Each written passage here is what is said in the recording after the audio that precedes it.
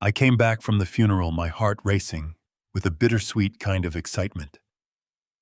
I was going to tell my son and daughter-in-law that my dad had just left me 3 massive profitable farms and a beautiful house by the sea.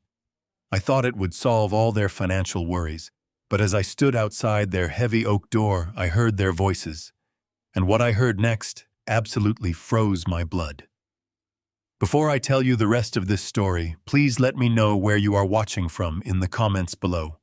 Hit the like button and subscribe if you have ever had to stand up to family members who mistook your generosity for weakness. My name is Victor Caldwell. I am 70 years old, and for 40 of those years, I ran a heavy machinery contracting business out in the brutal Texas heat.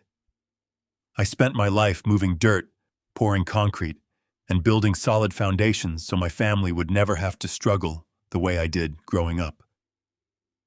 When my wife Barbara passed away 5 years ago, my world went completely dark. The silence of our empty home became unbearable, and I thought I needed to be closer to my only son, Derek. Derek is 45 now, a middle management executive who always wears expensive tailored suits to cover up the fact that his career is stagnant and he is drowning in fake prestige. 3 years ago, Derek and his wife Monica decided they desperately needed to buy a massive upscale mansion in a gated Dallas neighborhood to impress their friends. They could not afford it. The banks laughed at their debt-to-income ratio. So I stepped in. I paid 80% of the purchase price in cold, hard cash. That was $1.2 million directly out of my retirement fund. I let Derek put the deed solely in his name. I told myself it was for his pride to let him feel like the man of the house. I took the attached in-law suite in the back, thinking I would spend my twilight years surrounded by family, watching my 6-year-old grandson Tommy grow up. I thought I was buying family unity. That was my first and biggest mistake. I had just flown back to Dallas from rural Pennsylvania. I was completely exhausted physically and emotionally drained from burying my father George. He lived to be 95. He was a tough, quiet man who never threw away a single dollar. We always thought he was just scraping by on a modest pension. But the estate lawyer had pulled me aside after the service and handed me a thick leather folder. My father had secretly owned 3 highly profitable agricultural farms and a stunning coastal property down in Naples, Florida. Decades of accumulated wealth. And he left every single piece of it to me. I was standing on this porch of the Dallas house holding my suitcase in one hand and that leather folder in the other. I was actually smiling despite my grief. I thought to myself, Derek has been so stressed about money lately. This inheritance is going to change everything for them. I reached out to turn the brass handle of the front door, but the door was slightly ajar, maybe caught on the latch. As I pushed it open an inch, Monica's voice echoed from the living room. She was practically screaming but keeping her volume just low enough so the neighbors would not hear. "I cannot take it anymore, Derek," she hissed. "You need to get him out of here. He ruins the entire aesthetic of this house. His dusty boots track dirt everywhere, and that in-law suite constantly smells like old man and cheap coffee. I want him gone." I froze in my tracks. My own daughter-in-law, a 38-year-old woman whose luxury lifestyle I heavily subsidized, was talking about me like I was a stray dog that had wandered into her pristine living room. I held my breath, waiting for my son to defend me. I waited for Derek to remind his wife that the very floor she was standing on was paid for by my sweat and blood. Instead, Derek let out a heavy, irritated sigh. "Monica, calm down," he said, his voice dripping with a cold, calculated tone I had never heard from him before. "I am handling it. You just need to be patient for a few more days." "Patient," Monica snapped. "I want him in Shady Pines by the end of the month. I already looked it up online. It is a state-run facility cheap enough that we will not have to waste our own money on him. Just dump him there and be done with it." Shady Pines. I knew that place well. It was a notoriously underfunded, miserable facility where the elderly were sent by families who simply wanted to forget them. My stomach churned violently. Surely Derek would say no. Surely my son would never agree to lock his own father away in a place like that. I told you I have the plan ready, Derek replied, lowering his voice, though I could hear every single word clearly through the crack in the door. He is grieving right now. He is completely emotionally compromised from the funeral. It is the perfect timing. I already had my lawyer draft the power of attorney, and I spoke to Dr. Evans. He is willing to sign a document stating that the trauma of losing Grandpa has caused a rapid cognitive decline. We are going to declare him mentally unfit. I felt the blood physically drain from my face. My fingers gripped the handle of my suitcase so tight, my knuckles turned stark white. Derek continued completely oblivious to the fact that his father was standing just 3 feet away on the porch, listening to his own execution. Once I get him to sign that power of attorney, Derek said, I will have total legal control over his remaining savings. We dump him in Shady Pines, I drain his accounts, and I can finally pay off those margin calls from the crypto crash.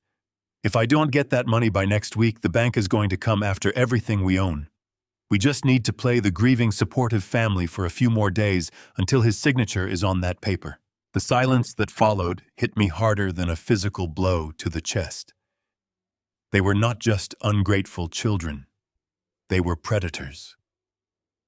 My son, my own flesh and blood, had just admitted to a premeditated plan to strip away my basic human rights, lock me in a rundown institution, and steal the rest of my money to cover his own pathetic financial mistakes, all while pretending to comfort me over the death of my father.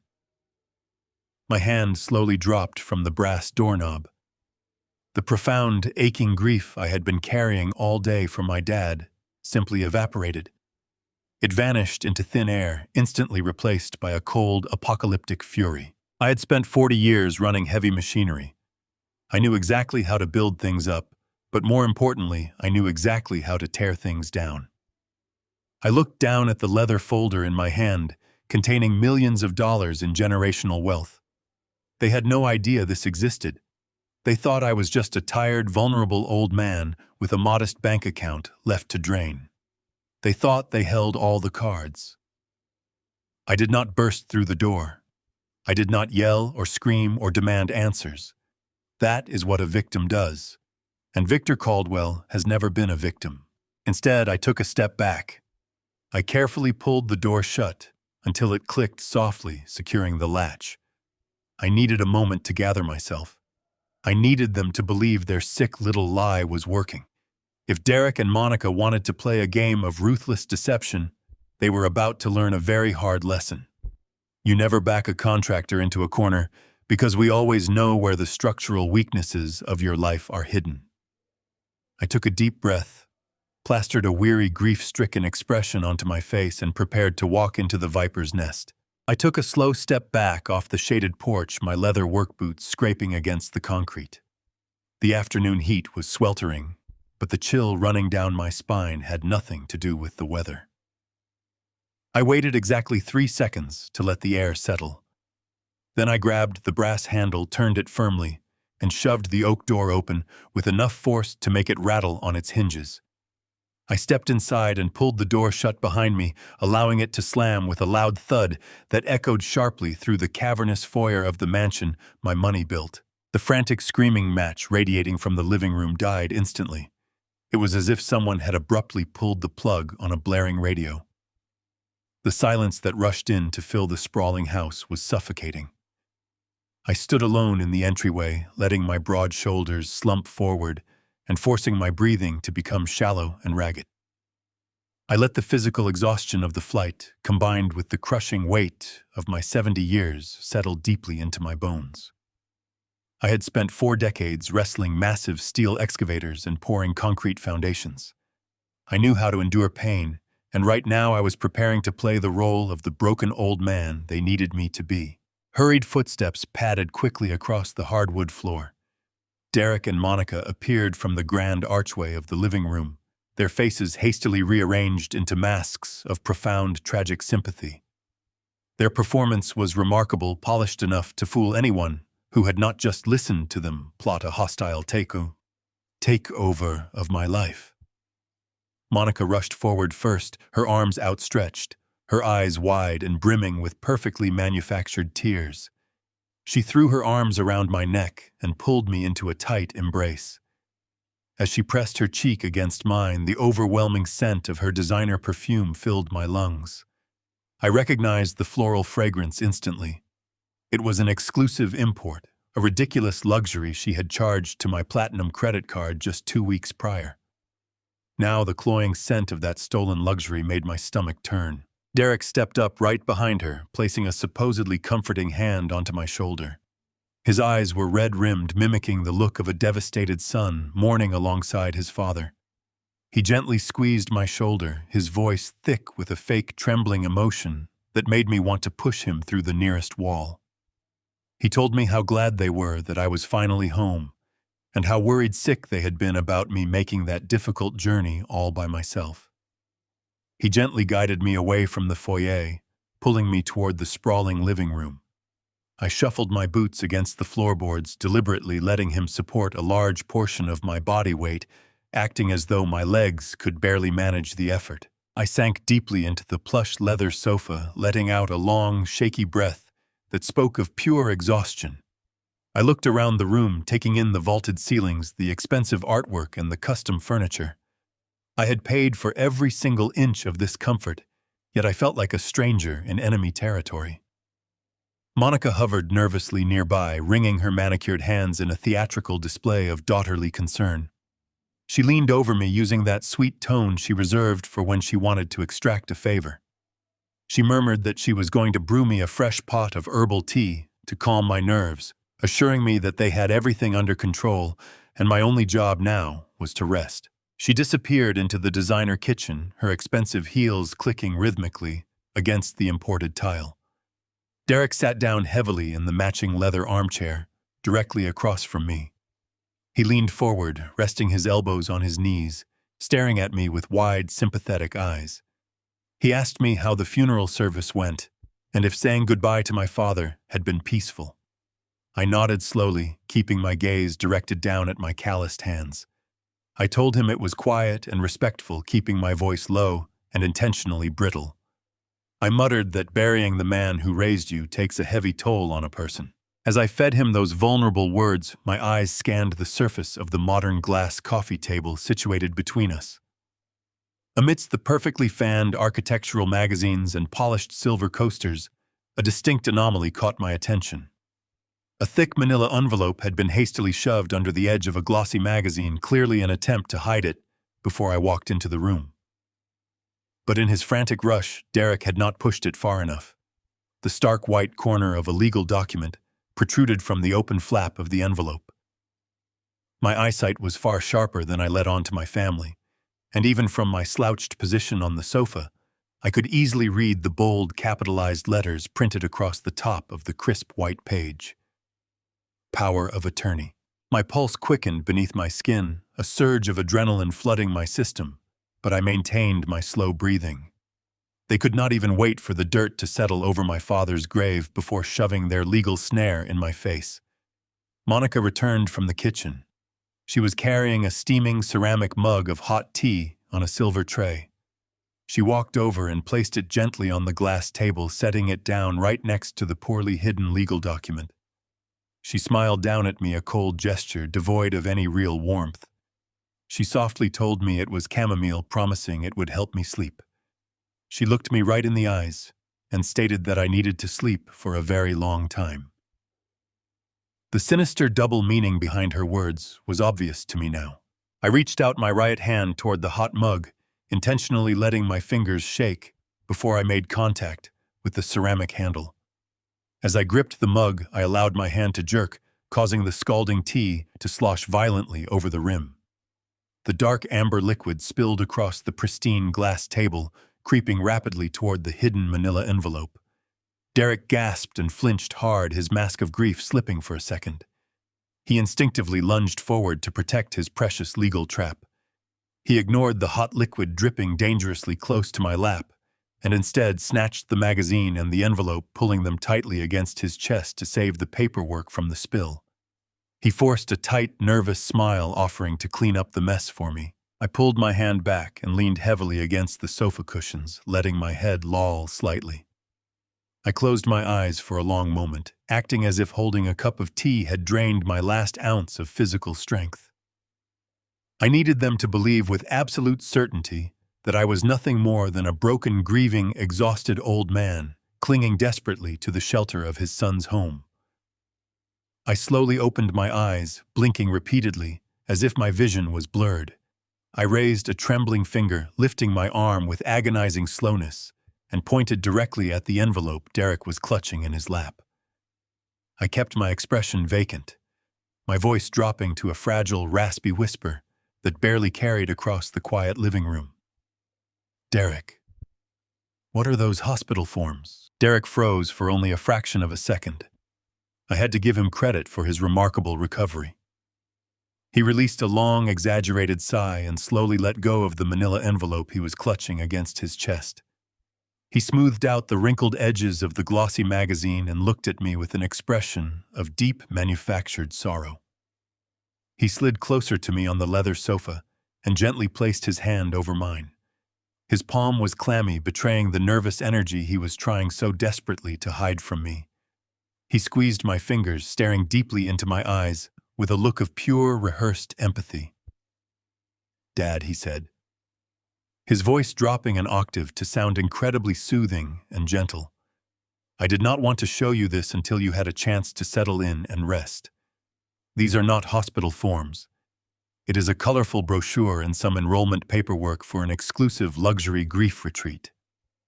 Monica and I have been talking for days, and we are just so incredibly worried about your mental health after Grandpa George passed away. You have been through so much emotional trauma this week, and we truly think a few weeks at a specialized wellness center in the quiet countryside would do absolute wonders for your soul." He pointed a steady finger toward the thick legal document protruding from the envelope. "And that paper you saw, the power of attorney, it is just a simple temporary authorization form. We want you to go to this beautiful retreat and focus entirely on healing your broken heart. But while you are gone, your property taxes still need to be paid on time. Your utility bills, your insurance, and your medical premiums need to be managed without any delays. If you sign this temporary release, I can handle all the boring financial busywork for you. You will not have to worry about a single late fee or collection notice while you rest and recover. It is just a minor formality, Dad. Just us trying to take care of you for a change to repay you for everything you have done." Monica immediately stepped closer to the coffee table, picking up her dramatic cue like a seasoned stage actress. She hovered over my seated figure, her face completely transformed into a mask of sweet, daughterly devotion. She reached out and gently rubbed my tense shoulder, her heavy, expensive perfume washing over my senses once again. "Derek is absolutely right, Victor," she murmured, using the soft, cooing voice she usually reserved for speaking to a tiny toddler. "You have spent your entire life taking care of everyone else in this family. You worked yourself to the absolute bone running that exhausting, heavy machinery business in the brutal Texas heat. It is finally time you step back and let us carry the heavy lifting for a while. We just want to see you healthy, relaxed, and happy again." She leaned down gracefully and picked up the ceramic mug from the glass table, the exact one she had poured for me moments earlier. The hot tea was still steaming visibly, releasing a remarkably strong, earthy aroma of crushed chamomile and something else faintly bitter into the air. She pressed the warm mug firmly into my trembling hands, making sure I had a solid grip on the handle. "Please, just drink your tea while it is hot," she urged gently. "It will calm your frayed nerves and help you get some desperately needed sleep. You look so incredibly pale," Victor completely exhausted from the travel. "We can talk about the wellness retreat and all the boring paperwork tomorrow morning, right after you have had a wonderfully long, peaceful night of uninterrupted rest. There is absolutely no rush to do this tonight. Just drink this warm tea down and go get some sleep in your comfortable bed. You are safe here with us." I kept my head bowed low, staring intently into the dark amber liquid swirling inside the ceramic mug.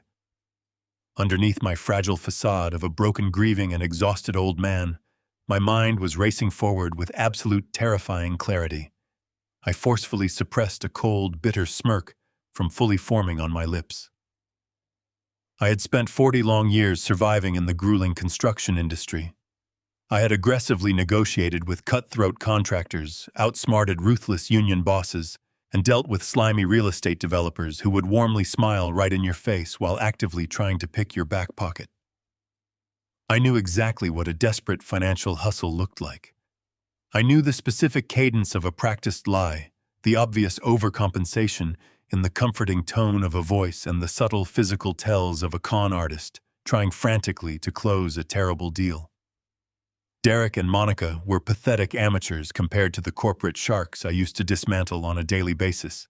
Yet, they truly believed I was just a naive, slow-witted senior citizen who was ready to blindly sign away his entire life out of sheer emotional exhaustion. I knew with absolute, undeniable, total certainty that if I ever actually put my signature on that legal paper, I would be immediately stripped of my financial assets, thrown into the absolute cheapest state-run nursing home they could locate, and left to rot in a dark room, while they gleefully squandered my hard-earned retirement money. But I also knew I could not blow up and confront them right now.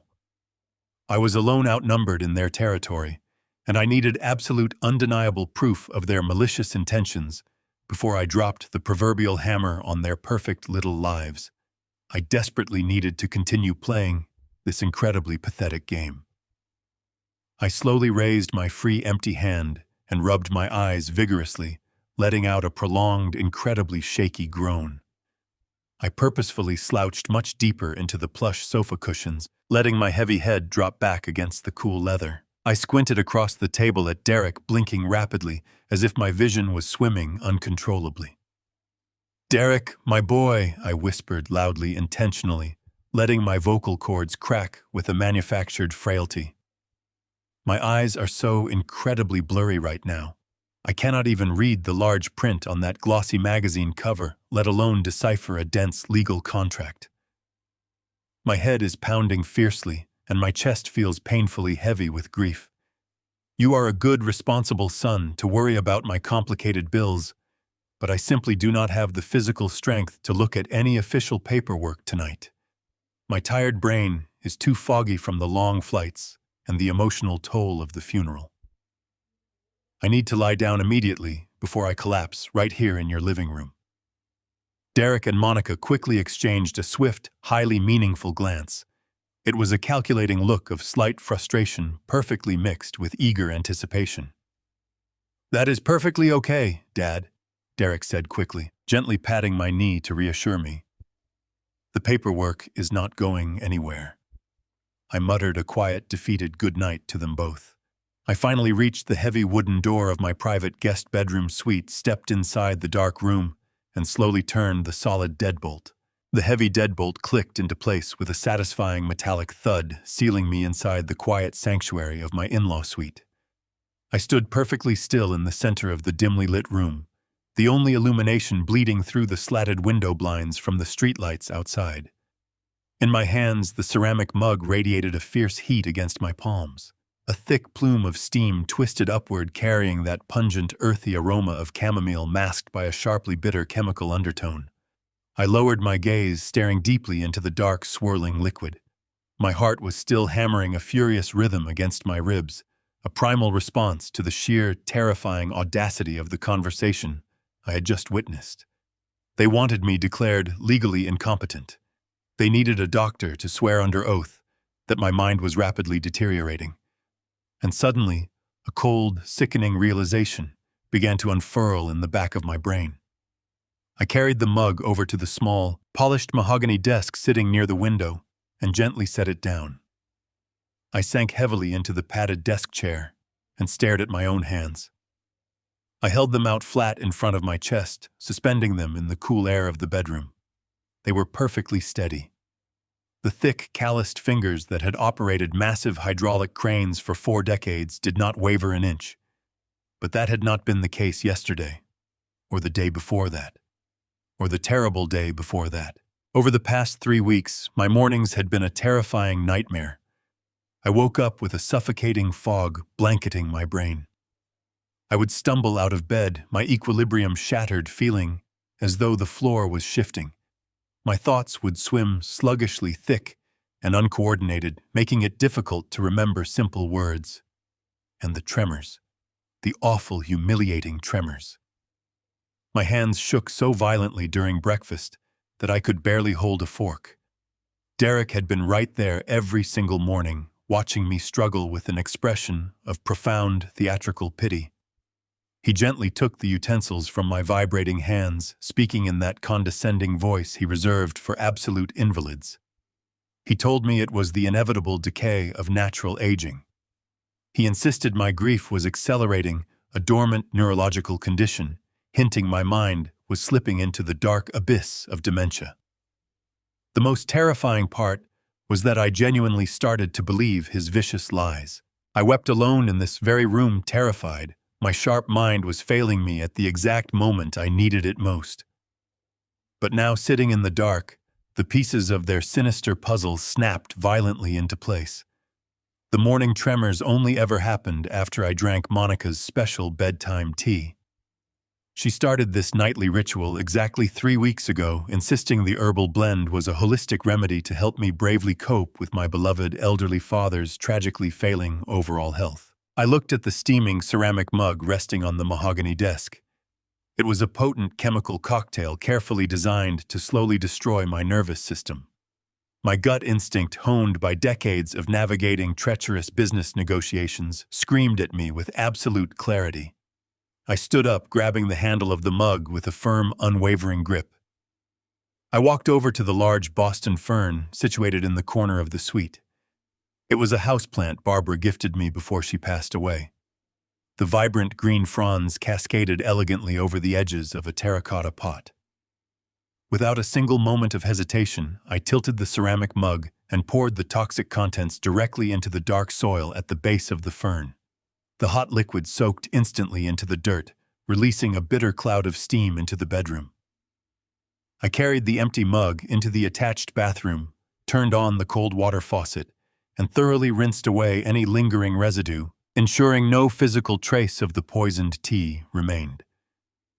I dried it carefully with a hand towel and placed it gently on the marble counter. Then I walked back into the bedroom, pulled back the heavy comforter, and climbed into bed. For the first time in a month, my mind was not clouded by drug-induced fatigue. I lay awake for hours, staring up at the dark ceiling, methodically mapping out the brutal retaliation I was going to unleash upon my son. When the sun broke through the window blinds, casting bright streaks across the bedroom floor, I sat up. I swung my legs over the mattress and planted my bare feet firmly against the cold hardwood. I waited for the familiar rush of vertigo to hit me. I waited for the room to spin, for the suffocating brain fog to descend, for the terrifying weakness to buckle my knees. Nothing happened. I stood up straight. My balance was perfect. I took a deep breath, feeling a surge of raw vitality coursing through my veins. My mind was razor-sharp, processing thoughts with the calculating efficiency I relied on my entire professional life. I held my hands out in front of me, spreading my fingers wide. They were completely motionless, steady as a rock. The stark contrast between this morning and the previous 3 weeks hit me with the devastating force of a runaway freight train. The irrefutable proof was standing right in front of me. Derek and Monica were not merely gaslighting my reality. They were not just manipulating my grief to steal my retirement savings. They were actively and maliciously drugging me in my own home. They were secretly feeding me powerful tranquilizers to manufacture a fake medical history, aiming to turn me into a trembling vegetable so a doctor could declare me incompetent. It was an assault on my bodily autonomy executed by the people I sacrificed everything to protect. I walked across the room to retrieve my heavy silver watch from the mahogany desk. As I turned toward the bedroom door, my eyes fell upon the large Boston fern resting in the corner. I stepped closer, my breath catching slightly in my throat. Just yesterday afternoon, the sprawling fronds had been a vibrant, healthy shade of bright emerald green. Now the entire bottom section of the plant, exactly where I had poured Monica's special herbal tea the night before, was completely and irreparably withered. The once healthy leaves had turned a sickly, brittle yellow color, rapidly curling inward and dying from the harsh, toxic chemicals soaking the soil. I stood in the silence of my room and stared intensely at the rapidly decaying plant, a profound, icy chill creeping slowly down my spine. I was sleeping under the exact same roof as my potential murderers. Every single meal they served me, every fake smile they offered, every hollow word of comfort they spoke, was deeply laced with a lethal dose of pure greed. I was no longer a beloved father to them. I was simply their targeted prey.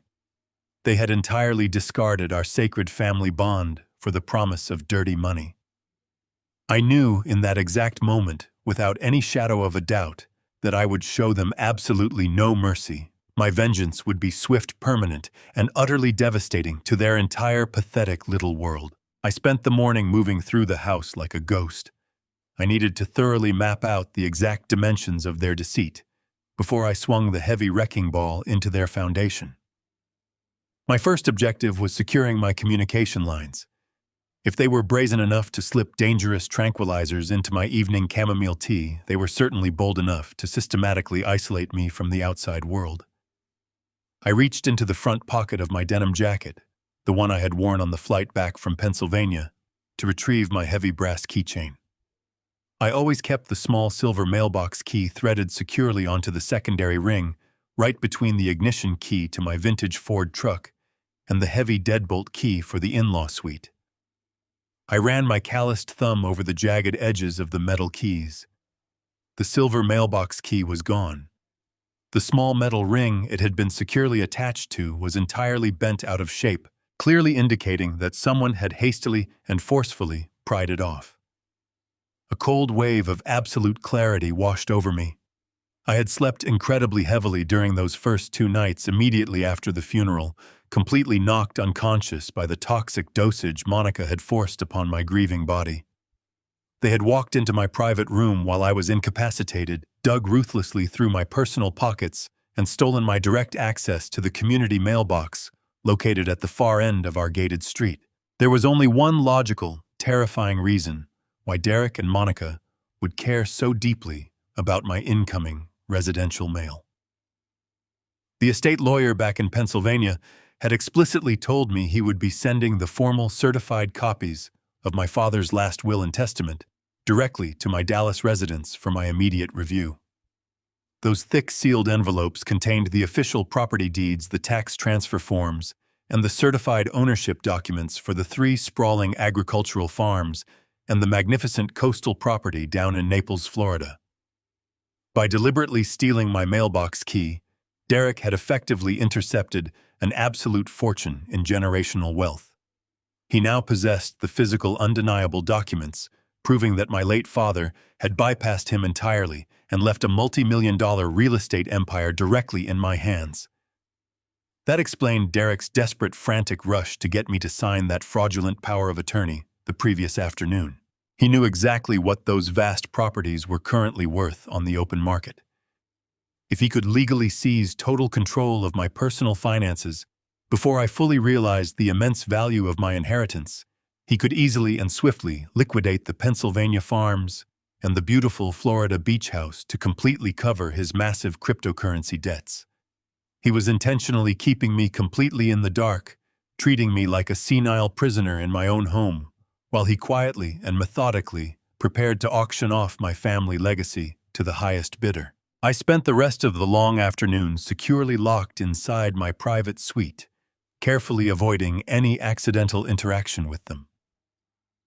As the hot Texas sun finally began to dip below the distant horizon, the atmosphere in the main house shifted dramatically. Monica was loudly preparing to host one of her lavish, expensive dinner parties.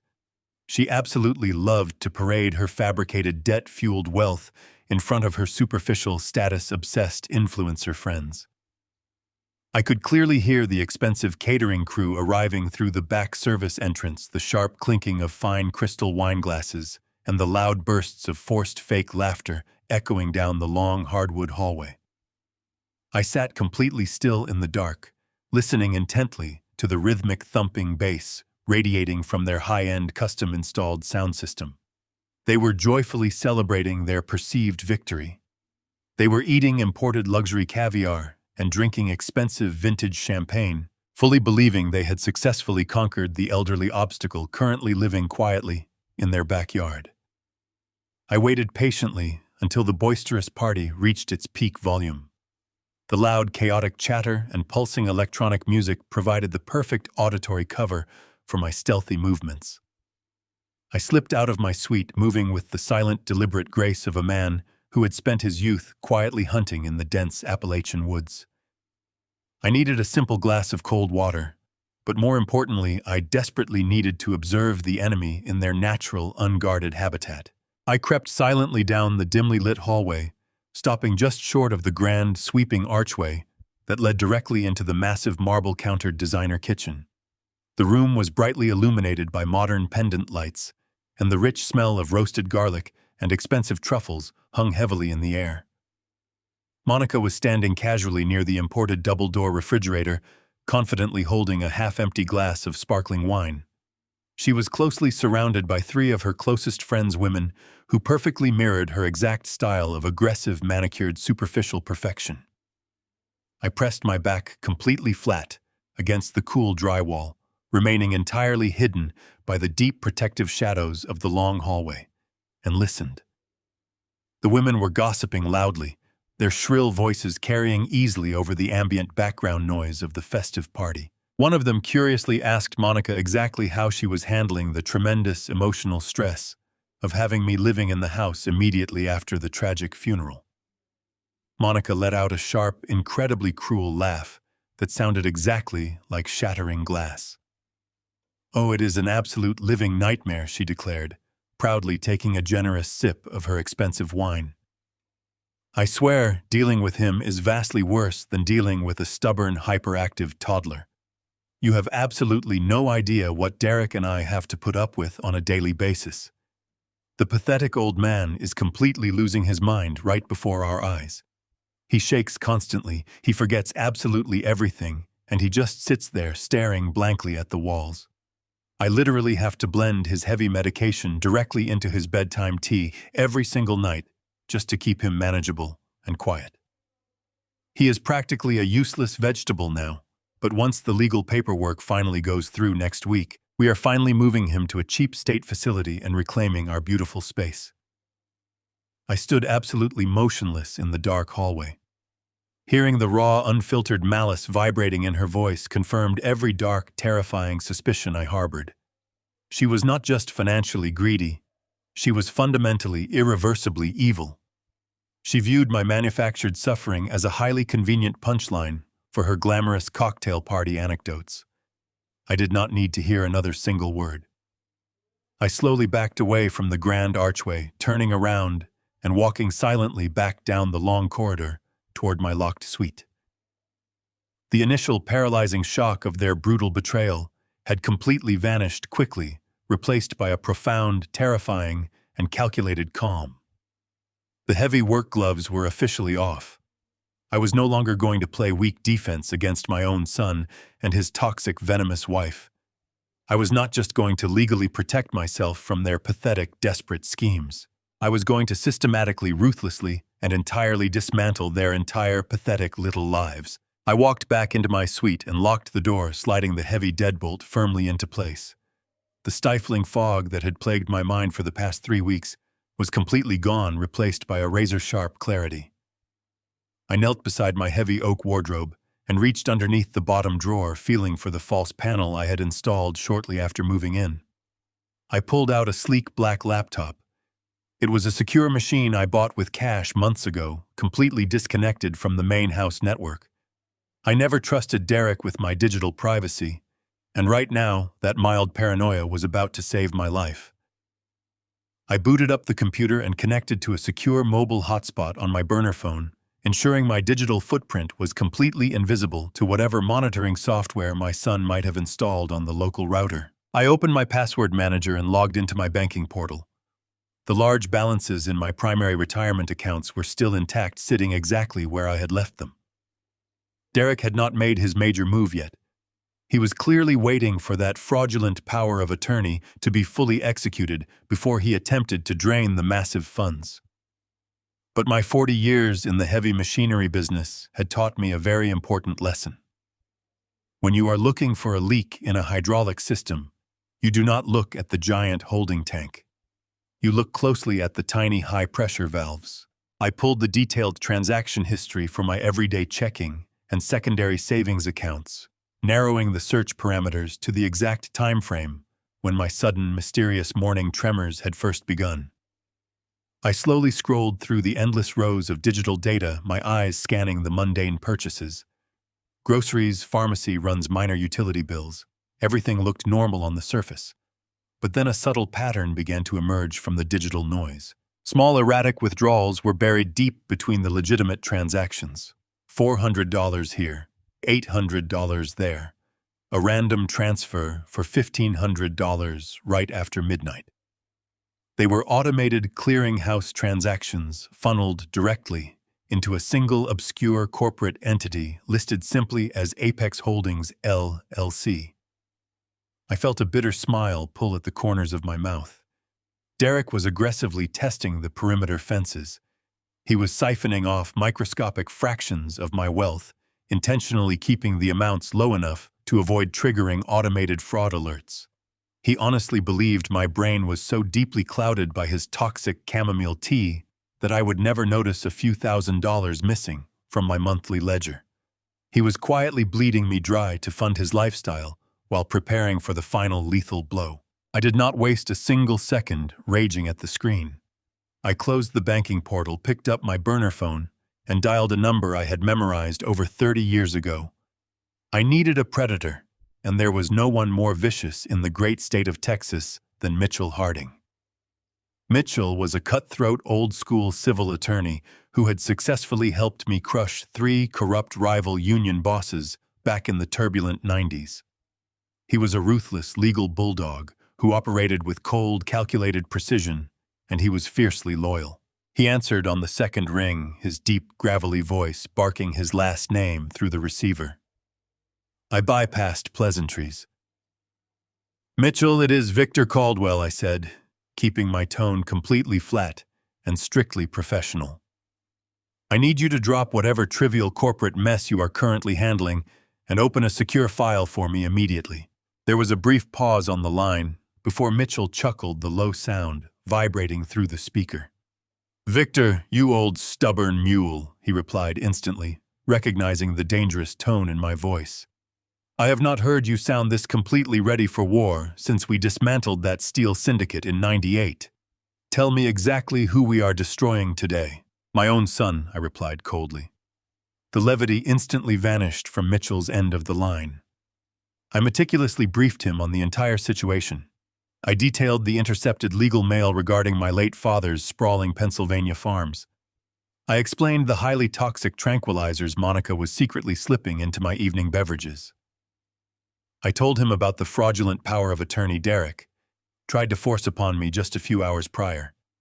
Finally, I gave him the exact routing numbers and the corporate name of the shadow entity, Apex Holdings LLC, that was currently draining my personal checking accounts. "I need you to completely bypass the standard channels, Mitchell," I instructed firmly. "I want you to run a deep, aggressive background check on that specific LLC. I need to know exactly who registered it, where the money is flowing, and what it is being used for. Furthermore, I want you to pull the master property deed and the entire financial history for the Dallas mansion I am currently living in. I paid 80% of that property in cash 4 years ago, but I need to know exactly what Derek has been doing with his portion of the equity." "Consider it done, Victor," Mitchell responded, his voice adopting a deadly serious professional cadence. "I will put my best forensic accountants on this immediately. Give me 2 hours to rip into these financial records. Do not sign anything, do not confront them, and do not drink another drop of water in that house unless you poured it yourself. I will call you back on this exact number the second I have the data." The line went dead. I placed the burner phone on the mahogany desk and leaned back in my chair. The next 2 hours moved with agonizing slowness. I sat in the dim light of my room listening to the muffled sounds of Monica's lavish dinner party, continuing to rage on the other side of the walls. I heard the loud clinking of expensive crystal and the booming bass of their music. They were drinking expensive wine paid for with my stolen money, laughing at my perceived weakness. I channeled every ounce of my frustration into a silent, burning resolve. I was going to strip them down to the absolute studs. Exactly 1 hour and 58 minutes later, the burner phone vibrated. I answered immediately. "Tell me what you found." "Mitchell," I demanded. "Victor." "You were right." Mitchell began, his tone grim. "Apex Holdings, LLC, is a dummy corporation registered to an offshore cryptocurrency exchange. Derek has been funneling your stolen cash directly into highly volatile digital assets. Based on the market crash, he lost nearly every penny." "That explains his desperate rush for the Pennsylvania farms," I murmured. "It is vastly worse than that," Victor Mitchell interrupted. "The offshore accounts are only a fraction of this disaster." I pulled the property records for the Dallas mansion and looked at the current banking liens. My stomach tightened. "What did my son do to the house?" Mitchell took a deep breath. "Victor, we have a massive problem. They haven't just been skimming your checking account. The house is drowning in debt." I gripped the burner phone so tightly my knuckles turned white. Mitchell's words echoed in the quiet space of my room. Drowning in debt. It made perfect, sickening sense now. Derek had leveraged the equity of the Dallas mansion, the home I paid for mostly in cash, to fuel his disastrous cryptocurrency gambling. He was desperate. If the bank foreclosed on this property, his entire fake wealthy lifestyle would violently shatter. He absolutely needed the enormous value of my newly inherited Pennsylvania farms and the Naples coastal house to completely erase the massive financial hole he had dug for himself. But to easily liquidate those massive assets without my direct consent, he needed me legally out of the picture. He needed a judge to look at my medical charts and declare me profoundly incompetent. I thanked Mitchell for his rapid work, strictly instructing him to prepare all necessary legal motions to freeze the assets, and I disconnected the call. The financial ruin was staggering, but I knew I could not launch my offensive based on stolen money alone. Money could be debated, hidden, or tied up in endless corporate litigation. If I confronted them now, they would simply claim I was a confused, forgetful old man who misunderstood a complex business arrangement. I desperately needed an impenetrable bulletproof vest to entirely neutralize their inevitable claims of my senility. I needed absolute, irrefutable medical proof. The following morning, I woke up early and carefully rehearsed my performance. I shuffled slowly into the designer kitchen, letting my shoulders slump heavily forward. Monica was already awake, sipping her imported espresso while scrolling mindlessly through her expensive smartphone. Derek was sitting at the massive granite island, frantically typing on his laptop, no doubt trying to artificially inflate his failing digital currency accounts. I poured myself a small glass of cold water, ensuring my hand shook just enough to spill a few drops on the pristine floor. I loudly cleared my throat, forcing my voice to sound incredibly raspy and weak. I muttered that my bedroom door hinges were squeaking terribly and giving me a headache.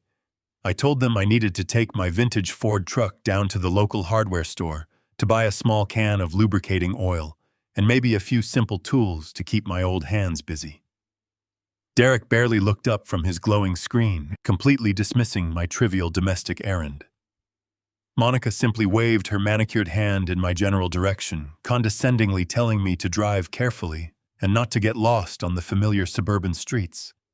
Their sheer arrogance was truly a magnificent gift. It blinded them to everything happening right beneath their noses. I walked out the heavy front door, slowly climbing into the driver's seat of my reliable truck. I started the roaring engine, backed out of the long driveway, and drove exactly 3 blocks before abruptly pulling into a deserted commercial parking lot. I securely locked my vehicle, walked to the nearest busy intersection, and immediately hailed a passing city cab. I was not going anywhere near a hardware store. I gave the cab driver the specific address for an exclusive, private, and highly reputable independent diagnostic clinic located entirely across town, far away from any doctors Derek or Monica might personally know or potentially influence. During the 30-minute ride, I mentally organized my thoughts, preparing to present a calm, rationale, and terrifyingly clear case to the medical professionals. I needed a doctor to look at me, test me, and officially certify that my brain was functioning with absolute perfect precision. I walked through the sliding glass doors of the immaculate medical facility, bypassing the crowded main waiting room and heading straight for the private executive consultation desk. I paid a substantial expedited fee entirely in cash, demanding a comprehensive, immediate, and utterly exhaustive series of physical and cognitive evaluations. I was quickly escorted into a sterile, brightly lit examination room where a serious middle-aged physician named Dr. Eris Thorne walked in to greet me. I did not waste his valuable time with trivial pleasantries. I looked him directly in the eyes, my voice steady and commanding, completely dropping the fragile old man routine. I told him I strongly suspected I was being intentionally and maliciously poisoned by members of my own household. I demanded a complete toxicology screening of my blood and urine, specifically looking for heavy sedatives, powerful tranquilizers, or any foreign chemical agents designed to artificially mimic the advanced stages of neurological decay. Dr. Thorne raised a concerned eyebrow, clearly taken aback by my blunt, intense delivery, but the sheer gravity of my request prompted immediate action. Nurses were swiftly brought in. They drew several vials of my blood and collected the necessary samples. Following the physical extraction, Dr. Thorne personally administered a rigorous hour-long cognitive functionality exam. He asked me complex mathematical questions, tested my short-term and long-term memory recall, and evaluated my spatial awareness and logical reasoning. I answered every single query with absolute flawless accuracy. I recounted detailed financial figures from my 40-year career, recited the specific dates of my grandfather's military service, and solved his verbal puzzles without a single second of hesitation. Dr. Thorne sat back in his chair, lowering his clipboard, his expression shifting from clinical skepticism to profound, undeniable respect. He plainly stated that my cognitive health was not just perfectly normal for a man of 70 years, but it was exceptionally sharp by any medical standard. I sat patiently in the quiet examination room for another 2 hours, while the rushed laboratory technicians processed my toxicology panels. When Dr. Thorne finally returned, the heavy wooden door clicking shut behind him, his face was pale and completely devoid of any professional detachment. He held a thick stack of printed laboratory results in his trembling hands. "You were absolutely right, Mr. Caldwell," he said, his voice dropping to a harsh, serious whisper. "The screening found significantly elevated traces of lorazepam in your bloodstream. It is a highly potent, fast-acting prescription tranquilizer. Administered consistently in these specific concentrated dosages, it would undoubtedly cause severe lethargy, intense muscle tremors, extreme confusion, and acute memory loss. It is a textbook chemical recipe for inducing a temporary, completely artificial state of advanced dementia. If you had continued ingesting this medication, your central nervous system would have eventually collapsed. The absolute confirmation of their lethal betrayal settled into my bones like heavy, solid iron. I looked at the doctor and requested one final critical piece of documentation. I needed him to draft a comprehensive, legally binding, sworn affidavit. I needed his official medical signature on a document explicitly confirming my pristine cognitive health, detailing the flawless results of my psychological evaluation, and strictly documenting the undeniable presence of the unauthorized tranquilizer actively poisoning my bloodstream. Dr. Thorne did not hesitate for a single moment. He understood the severe legal gravity of the situation. He brought in a clinic administrator to serve as a legal witness and quickly drafted the detailed medical affidavit on the clinic's official embossed letterhead. He signed it with a heavy black pen, stamping it with his personal medical seal. I carefully folded the thick stack of laboratory results and the freshly signed, incredibly powerful sworn affidavit sliding them securely into a sturdy leather folder I had brought with me. I thanked Dr. Thorne for his absolute discretion and his rapid professional assistance. I walked out of the quiet diagnostic clinic and stepped back into the bright, blinding afternoon sunlight. The heavy leather folder tucked securely under my arm felt like an absolute impenetrable shield of armor. My pulse was steady, my breathing was calm, and my vision for the immediate future was flawlessly clear. I was no longer a vulnerable target trapped inside a hostile environment. I was now legally and medically untouchable. I held the exact irrefutable evidence required to not only protect my massive inheritance and salvage my stolen property, but to forcefully send my treacherous daughter-in-law to a federal penitentiary for a very long time. The pathetic, cowardly game they had been playing in the dark was officially over. Now they were going to play by my rules. I stood on the bustling sidewalk outside the diagnostic clinic, the heavy leather folder pressed firmly against my ribs. The midday sun beat down on my shoulders, but the cold, calculating fury radiating through my chest kept me entirely focused. I had successfully secured my medical and legal armor. Dr. Thorne's sworn affidavit was the ultimate failsafe, but defensive maneuvers were no longer sufficient. If I was going to utterly dismantle Derek and Monica, I needed undeniable high-definition proof of their daily malicious activities. I needed to capture their treacherous conversations, their financial schemes, and their literal poisoning attempts on digital tape. I walked to the edge of the busy avenue and raised my hand hailing a passing yellow cab. I slid into the worn vinyl back seat and gave the driver an address located deep within the gritty industrial sector of downtown Dallas. It was a neighborhood filled with nondescript warehouses and obscure supply stores, far removed from the pristine, manicured lawns of my son's wealthy suburb. 30 minutes later, the cab pulled up to a bleak gray cinder block building. A faded awning above the reinforced steel door simply read, "Advanced Security and Electronics." I paid the driver in cash, stepped out onto the cracked pavement, and pushed my way inside. The interior of the shop was dimly lit, packed from floor to ceiling, with glass display cases housing specialized surveillance equipment. A young, serious-looking clerk with a shaved head stood behind the main counter, watching me with quiet, professional curiosity. I did not waste time browsing the retail shelves. I walked directly up to the glass partition and told him exactly what I needed.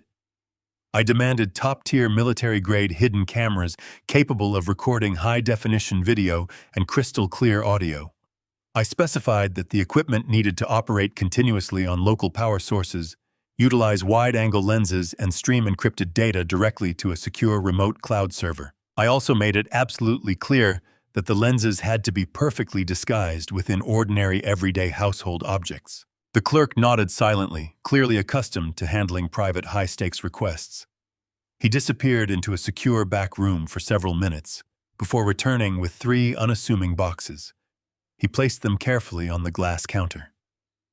The first box contained a sleek, modern air purifier. It looked identical to the expensive, high-end models currently sitting in half the rooms of my son's mansion. The clerk explained that a microscopic, wide-angle lens was seamlessly integrated into the digital display panel, while the internal fan motor masked a highly sensitive omnidirectional microphone. The second and third boxes contained standard white USB wall chargers. They were fully functional charging blocks, but a pinhole camera was brilliantly embedded right between the metal prongs designed to capture sweeping views of any room while drawing continuous power directly from the electrical socket. I inspected the devices thoroughly, admiring the flawless craftsmanship. I pulled a thick roll of $100 bills from my denim jacket pocket and counted out exactly $2,000 in crisp cash. I paid the clerk, took the heavy plastic shopping bag, and walked back out into the sweltering Texas heat, leaving absolutely no digital paper trail behind me. I caught another cab back to the mansion, carefully stashing the surveillance equipment inside the large canvas tool bag I had purposefully retrieved from my vintage Ford truck earlier that morning. When I finally shuffled through the heavy mahogany front doors, I immediately dropped my shoulders, dragging my feet across the polished hardwood floors. I reverted instantly to the pathetic, broken old man they expected to see. Monica was standing in the grand foyer, frantically applying a coat of bright red lipstick while balancing a silver clutch purse on her forearm. Derek was pacing impatiently near the entryway, adjusting the expensive silk tie around his neck. They were dressed in formal evening wear, clearly preparing for a high society outing. Derek paused his nervous pacing and looked at me with an expression of mild, fleeting annoyance. He quickly masked it with a fake, patronizing smile. "Dad," he said, his voice dripping with artificial sweetness, "Monica and I are heading to an exclusive wine tasting event across town. We will be gone for several hours. There is some leftover chicken in the refrigerator if you get hungry. Just remember to drink your herbal tea and get some sleep. You look incredibly tired." I nodded slowly, keeping my eyes fixed firmly on the floorboards. I muttered a weak, raspy acknowledgement and slowly shuffled my way down the long corridor toward my private guest suite. I closed my heavy bedroom door, locked the deadbolt, and stood in the absolute silence, waiting patiently. 5 minutes later, I heard the distinct heavy thud of the front door slamming shut, followed closely by the low, powerful rumble of Derek's expensive European sports car speeding out of the long, paved driveway. I waited an additional 10 minutes to ensure they had not forgotten anything, and returned. When the sprawling mansion remained completely quiet, I grabbed my heavy canvas tool bag and stepped out into the empty hallway. The golden opportunity had finally arrived. I moved through the massive house with the focused, methodical precision of a veteran construction foreman, analyzing the architectural layout and determining the most strategic vantage points for my newly acquired digital eyes. My first target was the sprawling, vaulted living room. This was the central hub of their daily existence, the exact location where they casually discussed their vile plans while sipping imported wine. I walked over to the modern glass coffee table, completely bypassing the perfectly fanned architectural magazines. I set up the new sleek air purifier on a prominent side table directly facing the plush leather sofa. I plugged it into the wall outlet, activated the silent filtration fan, and carefully angled the digital display panel to capture the entire seating area. The microscopic lens was utterly invisible. My second objective was the massive designer kitchen. I knew Monica spent hours leaning against the granite island, gossiping endlessly on her smartphone with her superficial friends. I located a highly visible electrical outlet positioned directly above the marble countertops. I plugged one of the modified USB wall chargers into the socket, ensuring the pinhole camera had a sweeping, unobstructed view of the entire cooking space and the attached dining area. My final and arguably most critical target was Derek's private home office. I walked down the hall and quietly opened the heavy oak door. The room was a monument to his fabricated success, filled with expensive leather furniture and massive computer monitors. This was the exact location where he was actively manufacturing the fraudulent financial documents required to systematically drain my bank accounts and illegally mortgage this entire property. I knelt beside his massive mahogany desk and located an open electrical socket perfectly positioned just above the baseboard. I plugged the second modified USB wall charger firmly into the wall. The pinhole lens was perfectly angled to capture his entire desk area, his primary computer screens, and anyone who walked through the heavy office door. I took a slow, calculated breath, satisfied with the strategic placement of every single device. I had effectively wired the entire operational core of their criminal enterprise. I returned quickly to the absolute safety of my locked guest suite and pulled the hidden black laptop from its secure location beneath the heavy oak wardrobe.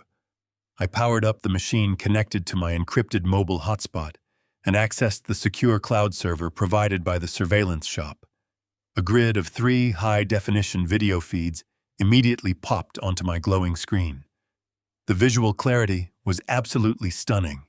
I could clearly see the empty leather sofa in the living room, the pristine granite countertops in the kitchen, and the massive mahogany desk in Derek's office. The wide-angle lenses captured every single critical detail with terrifying, uncompromising precision. But video alone was not going to send them to a federal penitentiary. I needed their own toxic words to seal their ultimate fate. I clicked the small audio icon on the digital dashboard, activating the highly sensitive omnidirectional microphones embedded deep within the hidden cameras. I tapped a wooden pencil gently against the surface of my desk, listening intently. A fraction of a second later, the sharp, rhythmic tapping sound echoed back through the laptop speakers with absolute crystal-clear fidelity.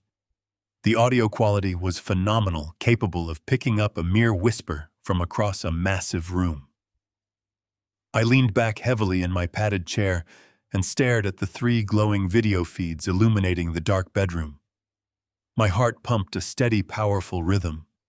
The technological snare was perfectly laid. Every corner of their glamorous, debt-fueled sanctuary was now under my total, uncompromising surveillance. I had transformed their massive luxury mansion into a giant digital rat trap.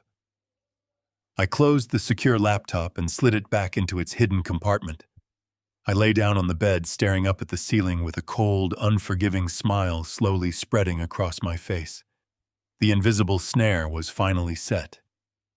Now I just needed the greedy, pathetic rats to confidently walk inside and take the bait. The morning sun cast long, deceptive shadows across the pristine driveway as I quietly slipped out of the side door. I had spent the entire night watching the digital feeds on my hidden laptop, listening to the crystal-clear audio of Derek and Monica returning from their wine tasting. They had stumbled into the house laughing loudly, completely oblivious to the silent digital sentinels recording their every move. I did not wait for them to wake up and resume their pathetic, condescending performance. I had an urgent appointment across town, and I needed to be entirely off the property before their drug-induced hangovers wore off. I climbed into my vintage truck, the heavy engine roaring to life, and drove away from the suffocating confines of my own hijacked mansion. I navigated the busy morning traffic with a clear, singular purpose. My destination was a rundown, dimly lit diner located on the industrial outskirts of the city, a place where the coffee was bitter, the booths were wrapped in cracked red vinyl, and nobody asked any questions. It was the exact type of establishment Mitchell Harding preferred for his sensitive, off-the-books meetings. I parked in the back lot and walked through the heavy glass doors. The air smelled of stale grease and strong bleach. Mitchell was already sitting in a secluded corner booth facing the entrance. He wore a sharp charcoal gray suit that looked entirely out of place against the peeling wallpaper. His imposing frame took up most of the space, and his piercing, predatory eyes locked onto me the second I walked into the room. He did not smile. He simply tapped a thick manila folder resting on the scratched Formica table. I slid into the booth opposite him, keeping my posture rigid and my expression completely blank. A tired waitress approached, silently filled my thick ceramic mug with steaming black coffee, and walked away without uttering a single word. Mitchell waited until she was entirely out of earshot before he finally spoke. His voice was a low, dangerous rumble that barely carried over the hum of the overhead ceiling fans. He pushed the heavy folder across the table, his thick fingers drumming a slow, methodical rhythm against the worn cardboard. I opened the folder, my eyes immediately dropping to the dense printed spreadsheets and official banking records inside.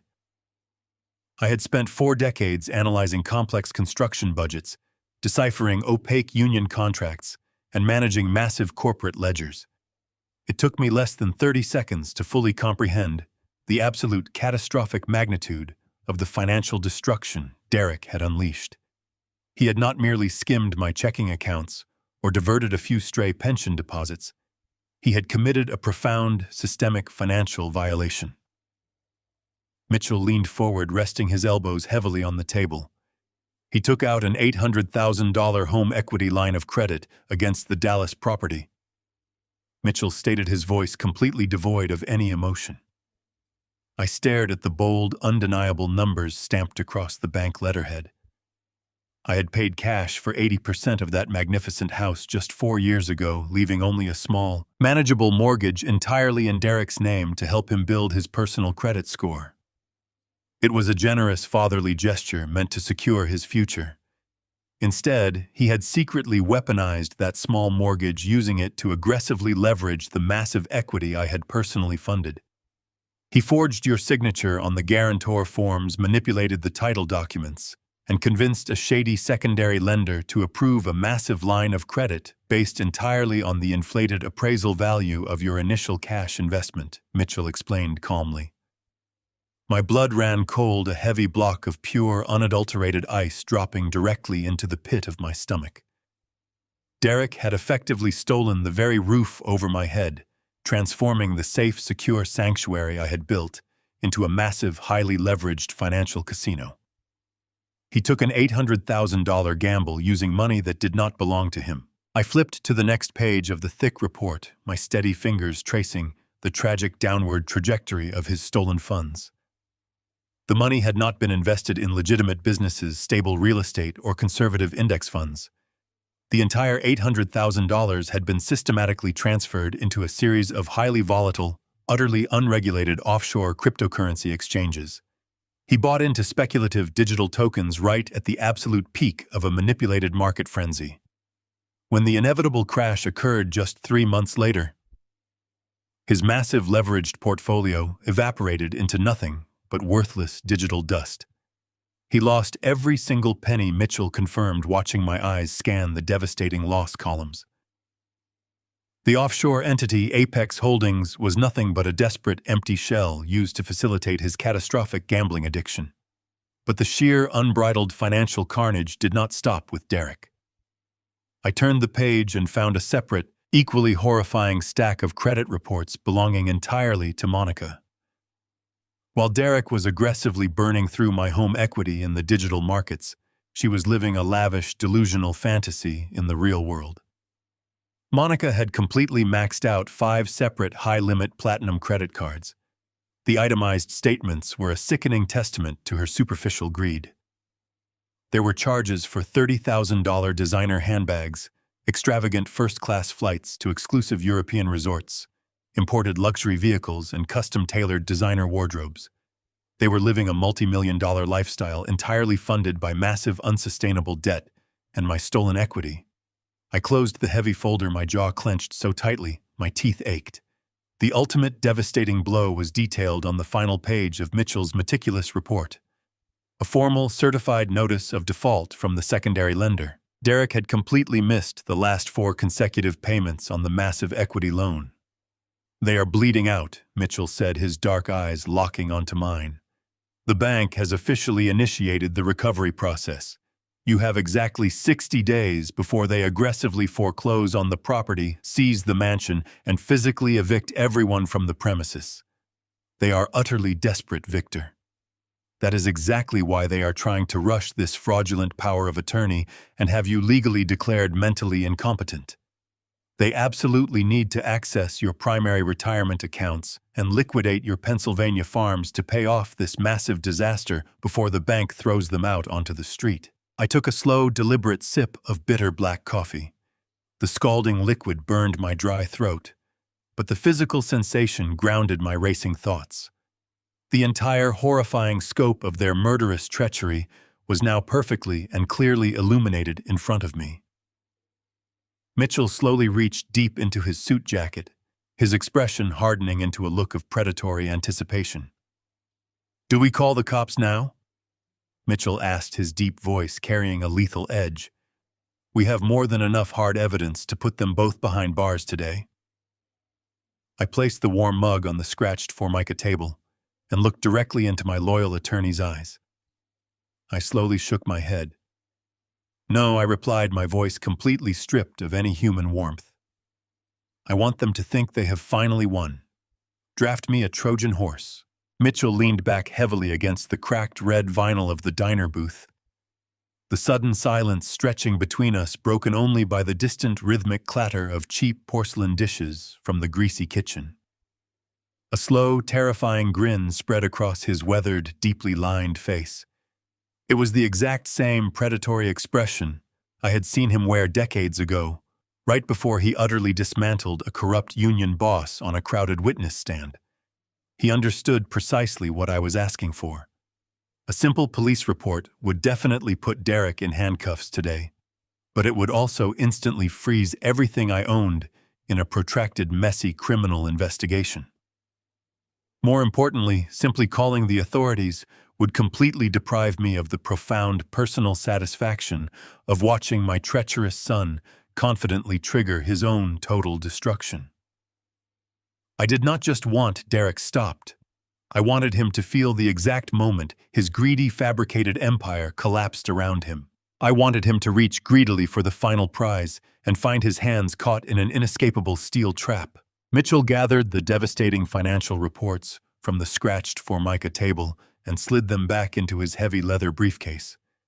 He tossed a crumpled $20 bill onto the table to cover the untouched coffee and gestured for me to follow him. We walked out of the bleak, greasy diner and climbed into his sleek black town car. We drove in absolute silence toward his prestigious downtown law firm. The massive glass building represented the absolute pinnacle of corporate legal warfare. We bypassed the elegant main reception area and walked directly into his private, soundproof corner office, overlooking the sprawling Dallas skyline.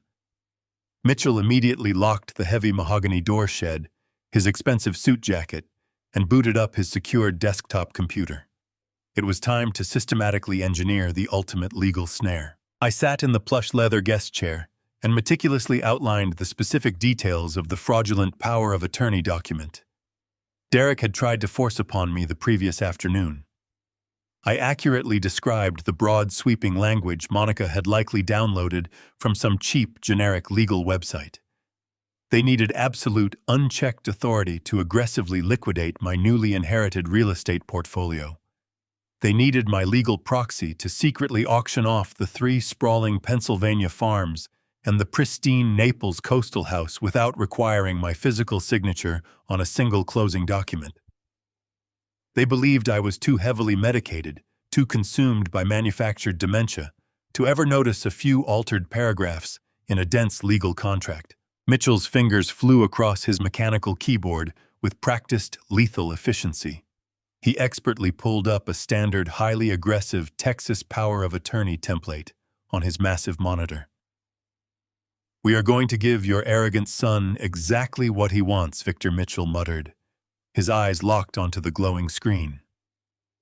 "We are going to draft a document that looks absolutely flawlessly identical to his amateur paperwork.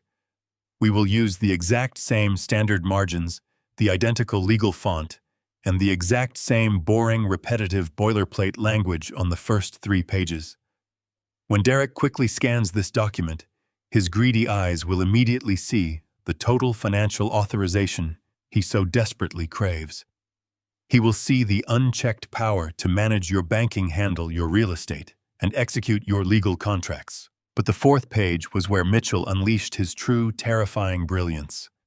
Buried deep within a dense, mind-numbing paragraph detailing interstate property management protocols, Mitchell meticulously crafted a microscopic, legally binding poison pill. It was a clause composed of such dense, convoluted legal terminology that even an experienced junior attorney would easily miss its true catastrophic implications on a quick reading. Derek, blinded by his own frantic greed and crippling cryptocurrency debts, would never even bother to read the fine print. He was far too arrogant and far too desperate to look for a trap. Mitchell carefully explained the complex mechanics of the lethal snare. The exact moment Derek attempted to utilize this specific power of attorney to initiate the sale, transfer, or liquidation of any out-of-state assets, primarily the Pennsylvania farms or the Florida coastal property, a devastating legal cascade would instantly trigger. The clause explicitly stated that any such out-of-state transaction automatically and irrevocably categorized my original massive cash investment in the Dallas mansion as a direct, callable financial loan rather than a familial gift. Furthermore, the deeply buried legal provision immediately converted my 80% cash equity into a senior absolute primary lien against the Dallas property. The sheer brilliance of this maneuver was breathtaking. By attempting to steal my inherited wealth, Derek would legally and instantly completely void his own ownership stake in the mansion. This ironclad primary lien would immediately supersede his fraudulent home equity line of credit. The moment the bank algorithms registered the sudden massive legal encumbrance, it would automatically trigger a catastrophic financial freeze. Every single bank account tied to Derek's Social Security number, every credit line, and every single digital asset portal would be instantly and permanently locked down, pending a massive fraud investigation. He would be completely paralyzed. He would walk into a title office confidently expecting to walk out with $30 million from your father's estate. Mitchell explained, his voice low and intensely focused. But the second that escrow agent runs this specific authorization code, Derek will instantly lose his house, his cars, his credit cards, and his remaining freedom. He will literally bankrupt himself with a single stroke of his own pen. And because he willingly executes the document to steal from you, he will provide the federal prosecutors with absolute undeniable proof of his malicious, premeditated financial crimes. It is completely foolproof, Victor. It is an absolute masterpiece of legal destruction. Mitchell pressed a button on his desk, and the heavy laser printer in the corner of the office hummed to life. The machine rhythmically spit out 5 crisp white pages of dense legal text. Mitchell gathered the warm papers, expertly stapled them together in the top left corner, and slid the stack across the polished mahogany desk. I picked up the document, the heavy paper feeling incredibly substantial in my calloused hands. I slowly turned to the 4th page, my eyes scanning the dense block of text. To the untrained, greedy eye, it looked like standard, boring, bureaucratic filler. But to me, it was a perfectly crafted instrument of absolute vengeance. I carefully folded the thick legal document precisely in half. I slid it deep into the interior breast pocket of my worn denim jacket, feeling the sharp edge of the paper resting securely against my chest. The paralyzing shock of their initial betrayal had been entirely replaced by a cold, calculating sense of purpose. I thanked Mitchell for his brilliant, ruthless efficiency and walked out of the towering glass building into the bright Dallas afternoon. I climbed back into my vintage Ford truck and started the engine. I was heading straight back to the mansion, walking directly back into the enemy camp. I was about to sit down with my treacherous, debt-ridden son, look him directly in his deceitful eyes, and hand him a live, unpinned grenade perfectly disguised as a solid gold bar. The drive back to the sprawling suburban estate felt entirely different from my frantic escape just a few hours prior. The cold dread that had gripped my chest was completely gone, replaced by a dark, simmering anticipation. I pulled my vintage truck into the long paved driveway, intentionally parking at a slight, careless angle. I killed the engine and sat in the quiet cabin for a moment, taking a deep breath to center myself. I had to bury the sharp, calculating businessman deeply beneath the frail, broken shell of a grieving widower. I pulled the heavy, folded legal document from my interior jacket pocket, gripping it tightly until my knuckles ached, and then stepped out into the oppressive Texas heat. I shuffled up the stone walkway, dragging my boots against the concrete, and pushed open the heavy mahogany front doors. The house was quiet, but the distinct scent of Monica's expensive floral perfume hung thickly in the conditioned air. I found them both in the sunlit living room. Derek was aggressively pacing behind the plush leather sofa, a cell phone pressed tightly to his ear, while Monica sat scrolling through a glossy catalog. They froze the second I entered the room. Derek abruptly ended his phone call, shoving the device into his tailored slacks. His face immediately transformed into that sickening, patronizing mask of filial concern. He rushed forward, asking where I had been all morning. I did not answer him right away. I let my shoulders slump heavily forward, allowing my chin to rest near my chest. I purposefully induced a severe tremor in my right hand, letting the folded legal document shake visibly in my grasp. I walked over to the modern glass coffee table with agonizing slowness and collapsed into the nearest armchair, releasing a long, incredibly ragged sigh that echoed through the vaulted room. I looked up at my son, making sure my eyes appeared bloodshot and entirely devoid of any fighting spirit. "Derek," I whispered, letting my voice crack with manufactured frailty. "I am just so incredibly tired." The weight of this grief is completely crushing me. I went for a long drive this morning trying to clear my foggy head, but I just feel so lost without your grandfather. Managing his massive estate, dealing with the out-of-state property taxes, trying to decipher all of the endless legal jargon, it is simply too much for my failing mind to handle right now. I leaned forward, my shaking hands resting heavily on my knees. I cannot fight this battle anymore, my boy. You were absolutely right yesterday. I need to rest. I need to surrender this heavy burden to someone younger. Someone I completely trust to protect our family legacy. The atmosphere in the living room shifted with electric intensity. Derek and Monica completely abandoned their fake sympathy, their posture straightening as a primal, undisguised greed flared brightly behind their eyes. They looked like two starving wolves watching a wounded deer finally collapse in the snow. Monica practically vibrated with excitement, her manicured fingers gripping the edge of the sofa cushions. Derek took a slow, calculated step toward me, trying desperately to keep his voice steady and soothing. "You are making the right decision, Dad," he murmured, kneeling beside my chair and placing a clammy hand over my shaking fingers. "We will take care of absolutely everything. You will not have to worry about a single financial detail ever again." I slowly unfolded Mitchell's brilliantly crafted Trojan horse and laid it flat on the glass coffee table. "It is the exact power of attorney you asked me to review." I lied softly, staring directly into his deceitful eyes. "I just want it all handled." Derek did not even bother to read the first paragraph. He was far too blinded by his crushing debts and his desperate desire for my millions to look for a trap. He swiftly pulled a sleek silver pen from his jacket pocket and thrust it into my trembling hand. I gripped the pen loosely, letting the tip rattle against the crisp white paper for a few seconds before meticulously signing my name on the final signature line. I legally handed over the keys to the kingdom, effectively pinning the grenade straight to his chest.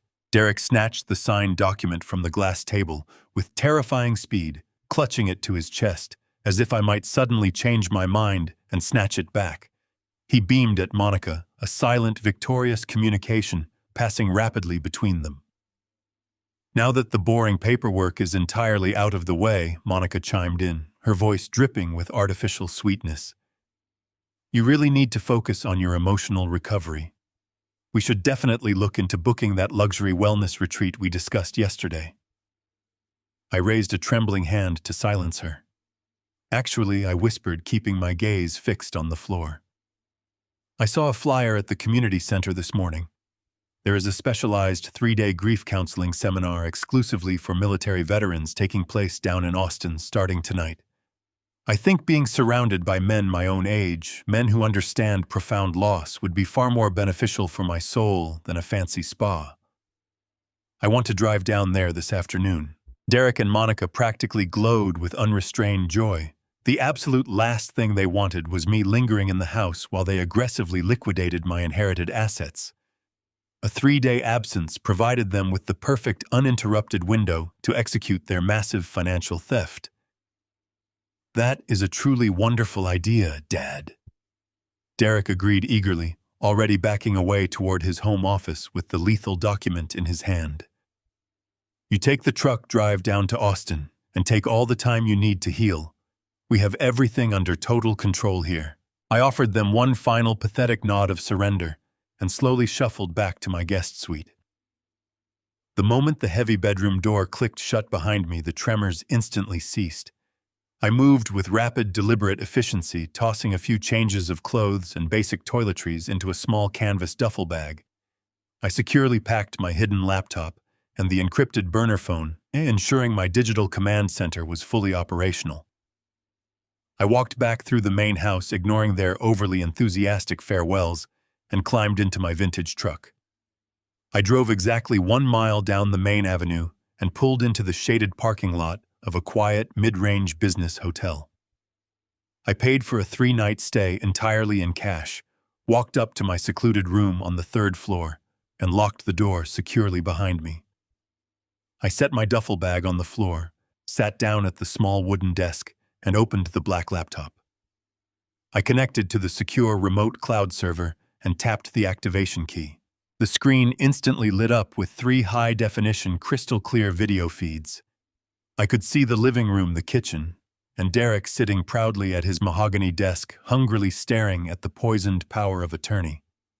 The lethal and absolutely devastating trap was perfectly set, and the ultimate show was finally about to officially begin tonight. I did not have to wait long for the digital curtain to rise. I sat motionless in the hotel chair, the glow of the laptop screen casting long shadows across the small room. The city traffic hummed faintly outside, but my focus was channeled into the high-definition feed streaming from Derek's office. The digital clock on the bottom corner of my screen ticked past 10.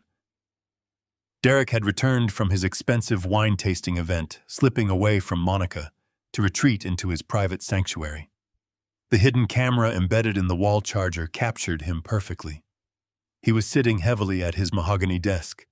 His silk tie loosened his jacket, thrown carelessly over the back of his chair. He looked physically exhausted, his shoulders slumped, his face illuminated by the stark blue light of his monitors. He poured himself a glass of amber scotch, his hand trembling slightly, as he brought the tumbler to his lips. He was a man drowning in his manufactured reality, suffocating under the crushing weight of the financial catastrophe he had created. I watched his chest rise and fall as he took a deep, jagged breath. He reached down into his leather briefcase and pulled out a thick manila envelope.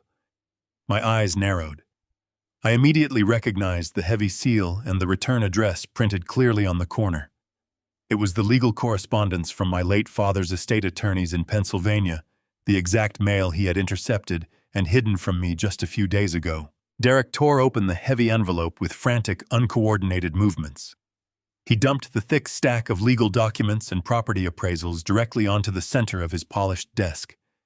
He pushed his empty scotch glass aside and leaned forward, his greedy eyes scanning the dense pages.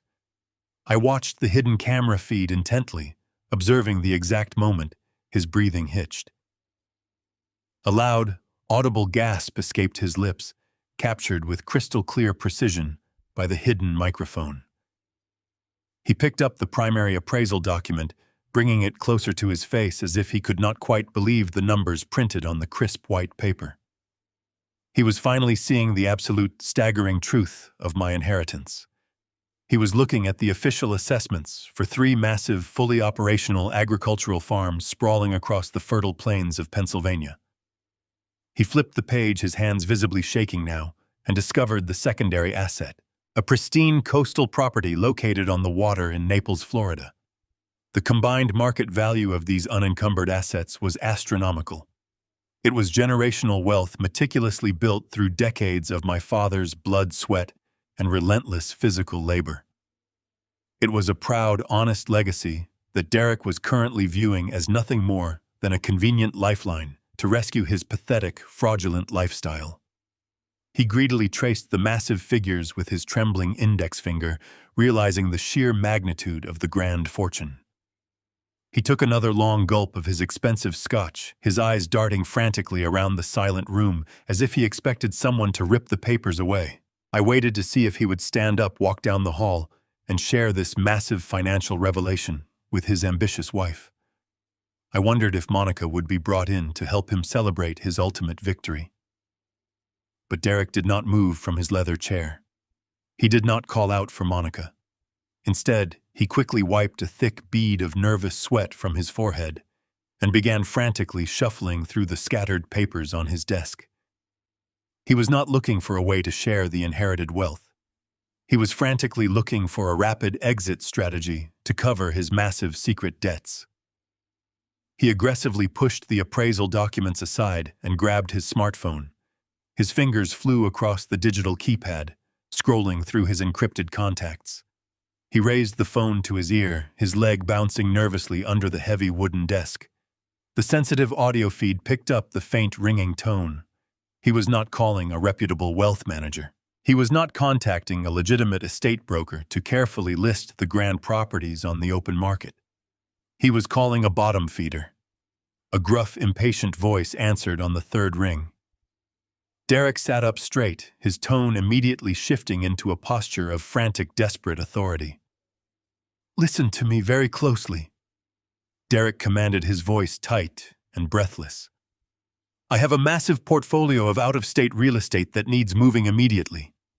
I am talking about 3 large commercial farms in Pennsylvania and a prime coastal lot in Florida." The gruff voice on the other end of the line grumbled something unintelligible, questioning the abrupt late-night proposition and the legal authority to execute such a massive transaction. Derek did not hesitate at all. He reached across his desk and slammed his hand down flat on top of the Trojan horse document I had signed just a few hours prior. The trap Mitchell had so brilliantly constructed was now resting directly under his greedy palm. "My dad is a vegetable," Derek spat into the receiver, the cruel, venomous words echoing through my quiet hotel room. "His mind is completely gone, but I have the paperwork. I have a full legally binding power of attorney executed today. I have absolute control over his entire estate."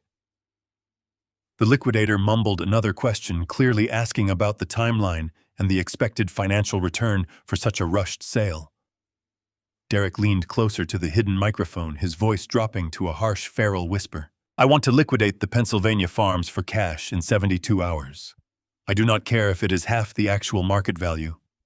Just get me the money I absolutely need, the cash wired directly to my private offshore accounts, by the end of the week, no questions asked.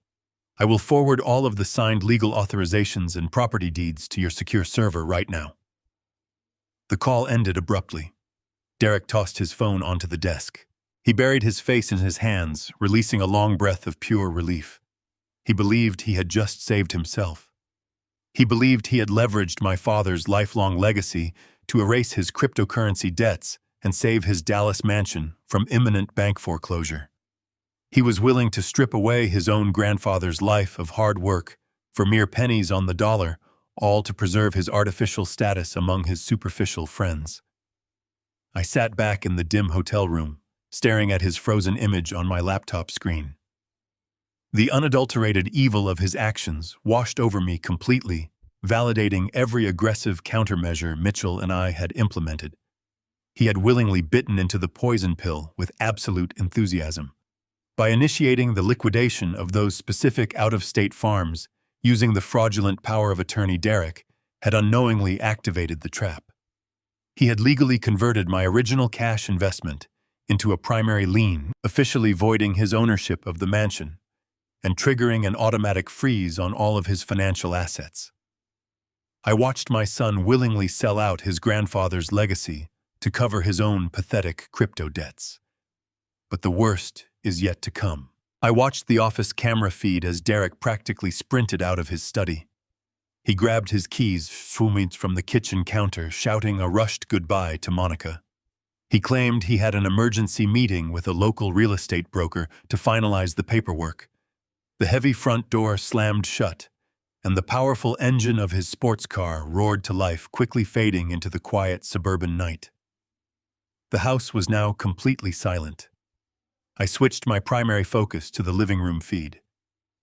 Monica was still sitting on the plush leather sofa. The moment Derek was gone, her entire demeanor shifted. The bored, superficial housewife vanished. Her posture straightened, her eyes sharpened, and a cold, calculating smirk spread across her perfectly made-up face. She tossed her glossy catalog onto the glass coffee table and immediately snatched her smartphone from her designer purse. She did not hesitate. She dialed a number with practiced speed, her manicured fingers flying across the glowing screen. She pressed the phone to her ear and leaned back against the expensive cushions. The high-definition microphone picked up the faint ringing tone. I leaned closer to my laptop screen, my heart beating a steady, rhythmic pulse in the quiet hotel room. I expected her to call a girlfriend to brag about their impending windfall. I expected her to start shopping online for another $30,000 handbag. But the voice that answered the call was undeniably male. It was a smooth, confident, and deeply familiar baritone. "Hey, baby," the man said. "Tell me the idiot finally took the bait." Monica let out a sharp, ruthless laugh that echoed through the empty mansion. It worked perfectly, Greg, she replied, her voice dripping with venomous satisfaction. The old fool signed the paperwork an hour ago. So, Derek is practically vibrating with excitement. He just left to meet his shady broker to fast-track the liquidation of the Pennsylvania farms. He is so incredibly desperate to cover his digital gambling debts that he is selling off prime agricultural real estate for absolute pennies. I sat frozen in my chair. Greg. The name bounced around in my mind for a fraction of a second before the realization hit me with the force of a physical blow. Greg was Derek's former college roommate and his current supposed best friend. He was a flashy personal injury lawyer who frequented their lavish dinner parties, always drinking my expensive wine and offering me fake, polite smiles. Monica and Greg were not just having a sordid secret affair. They were actively conspiring to utterly destroy my son. I adjusted the volume on my laptop, refusing to miss a single syllable of this treacherous exchange. "We need to move quickly," Greg warned, his voice crackling slightly over the pristine audio feed. "Derek is stupid, but the banks are not. Once that massive cash wire hits his domestic accounts, it is going to trigger automatic fraud alerts. We have a very narrow window before everything gets frozen in a bureaucratic nightmare." Monica casually inspected her fingernails, completely unbothered by the logistical hurdles. "Do not worry about the banking protocols," she purred confidently. "I have already pre-authorized the external transfer routing numbers on our joint checking account. Derek gave me the master passwords months ago so I could manage the household bills. The very second that farm liquidation cash clears the holding period and drops into our primary account, I am immediately sweeping exactly half of it directly into the secure, untraceable offshore account you secretly set up for us in the beautiful, incredibly sunny Bahamas. I am leaving him just enough to think he survived, just enough to keep him distracted while I make my final exit." "It is absolutely brilliant," Greg chuckled darkly. "By the time he realizes the offshore transfer was executed, you will already be entirely gone." Monica sighed happily, kicking off her expensive heels and tucking her legs beneath her on the soft leather. "I have already started discreetly packing my most valuable jewelry and designer bags," she confessed with a wicked smile. "I am officially filing the divorce papers the very next morning. My high-priced lawyers are ready to serve him the exact moment the wire transfer is legally confirmed. We can finally be together in Miami, Greg. Just you, me, and a cool $15 million in untaxed, untraceable cash. We will buy that gorgeous penthouse overlooking the ocean and never look back at this pathetic, stressful life ever again." The sheer, unadulterated coldness of her elaborate plan was genuinely staggering. She was not just cheating on her wealthy husband. She was meticulously plotting to strip away half of his stolen inheritance, leave him legally tethered to a collapsing marriage, and vanish into a tropical paradise with his closest friend. She was a ruthless financial predator, calmly waiting for Derek to do all the dirty, illegal work before she violently swooped in to steal the ultimate prize. "What about Derek?" Greg asked, a hint of cruel amusement coloring his smooth voice. "How is the great cryptocurrency king going to handle the sudden divorce and the unexpectedly missing millions?" Monica laughed again, a harsh, grating sound that made my skin completely crawl. "Derek will be left holding an entirely empty bag," she sneered, her eyes gleaming with profound malice.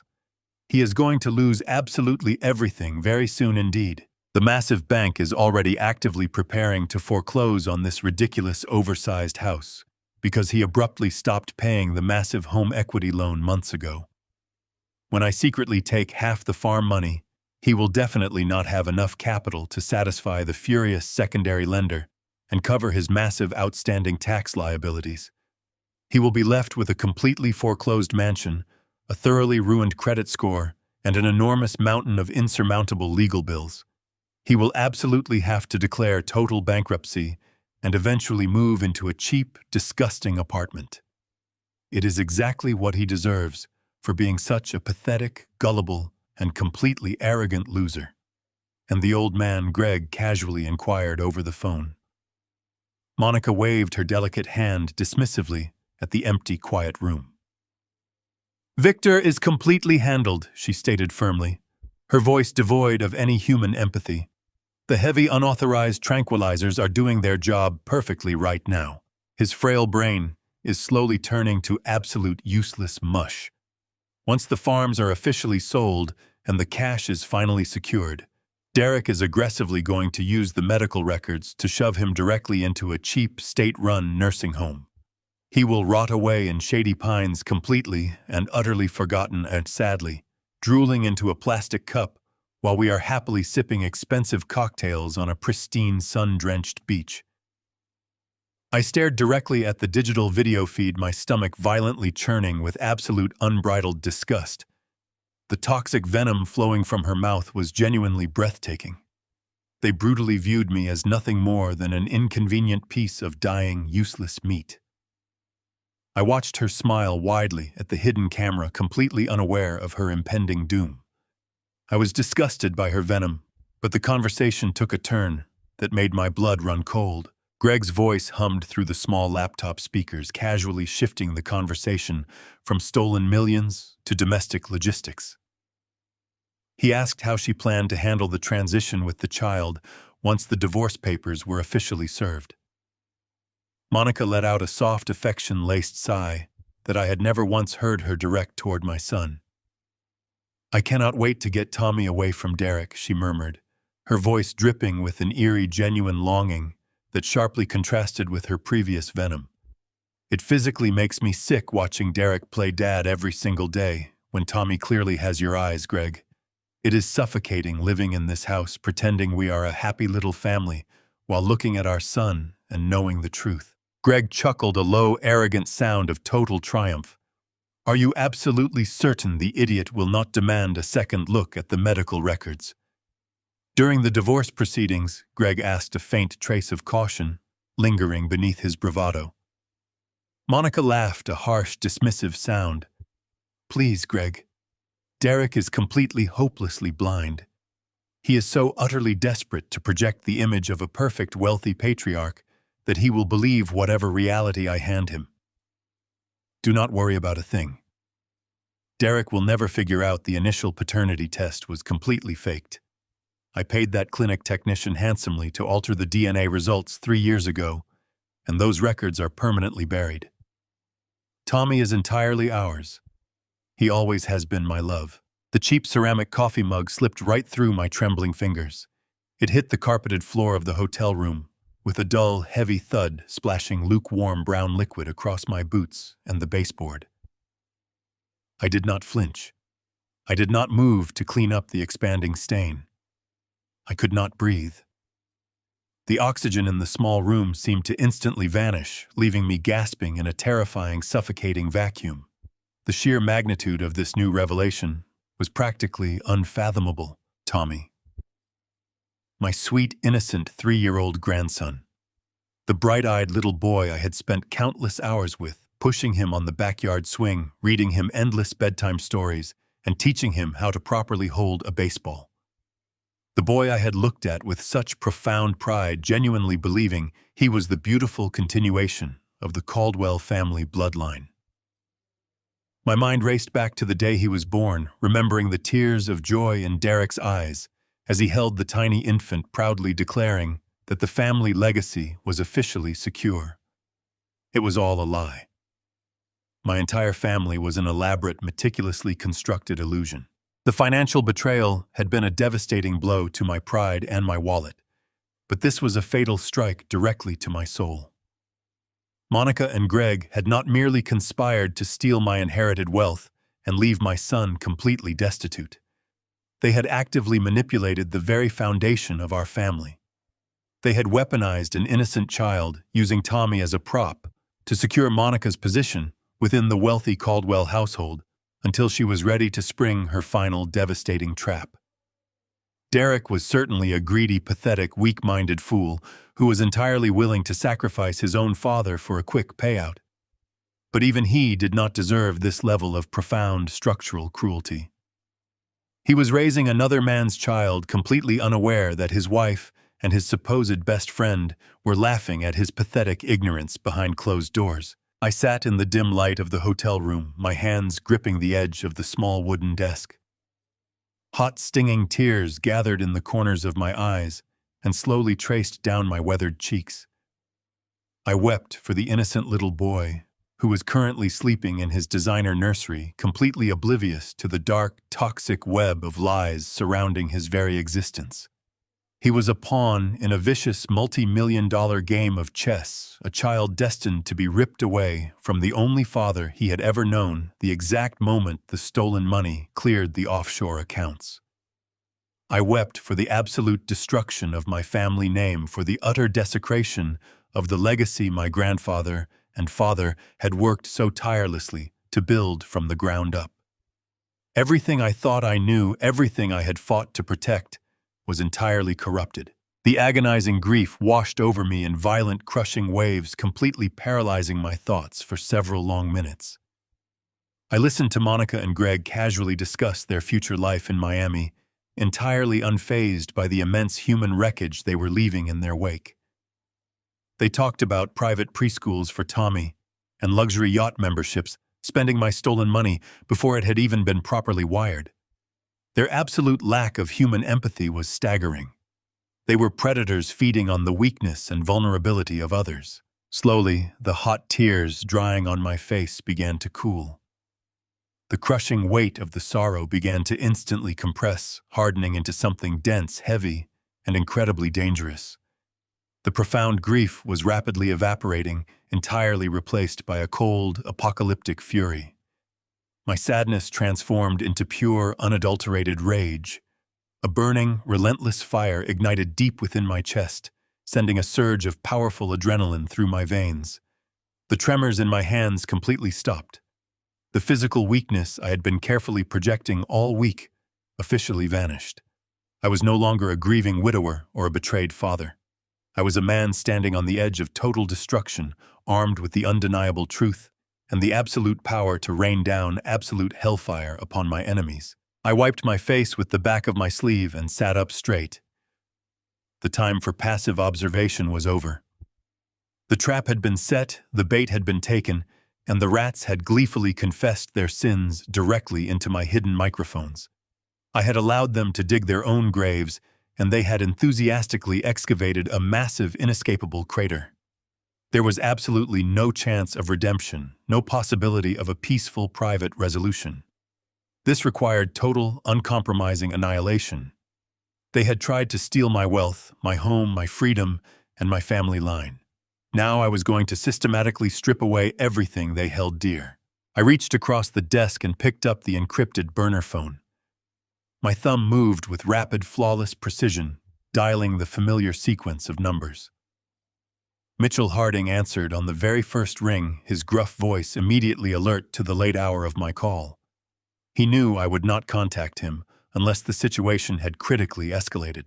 "Mitchell," I said, my voice eerily calm, perfectly devoid of any tremor or hesitation. It was the voice of a man who had officially crossed the point of no return. "I need you to completely mobilize the entire legal team immediately. I want every single motion drafted, every injunction prepared, and every asset freeze legally staged for immediate execution." There was a brief, heavy silence on the line. "Victor."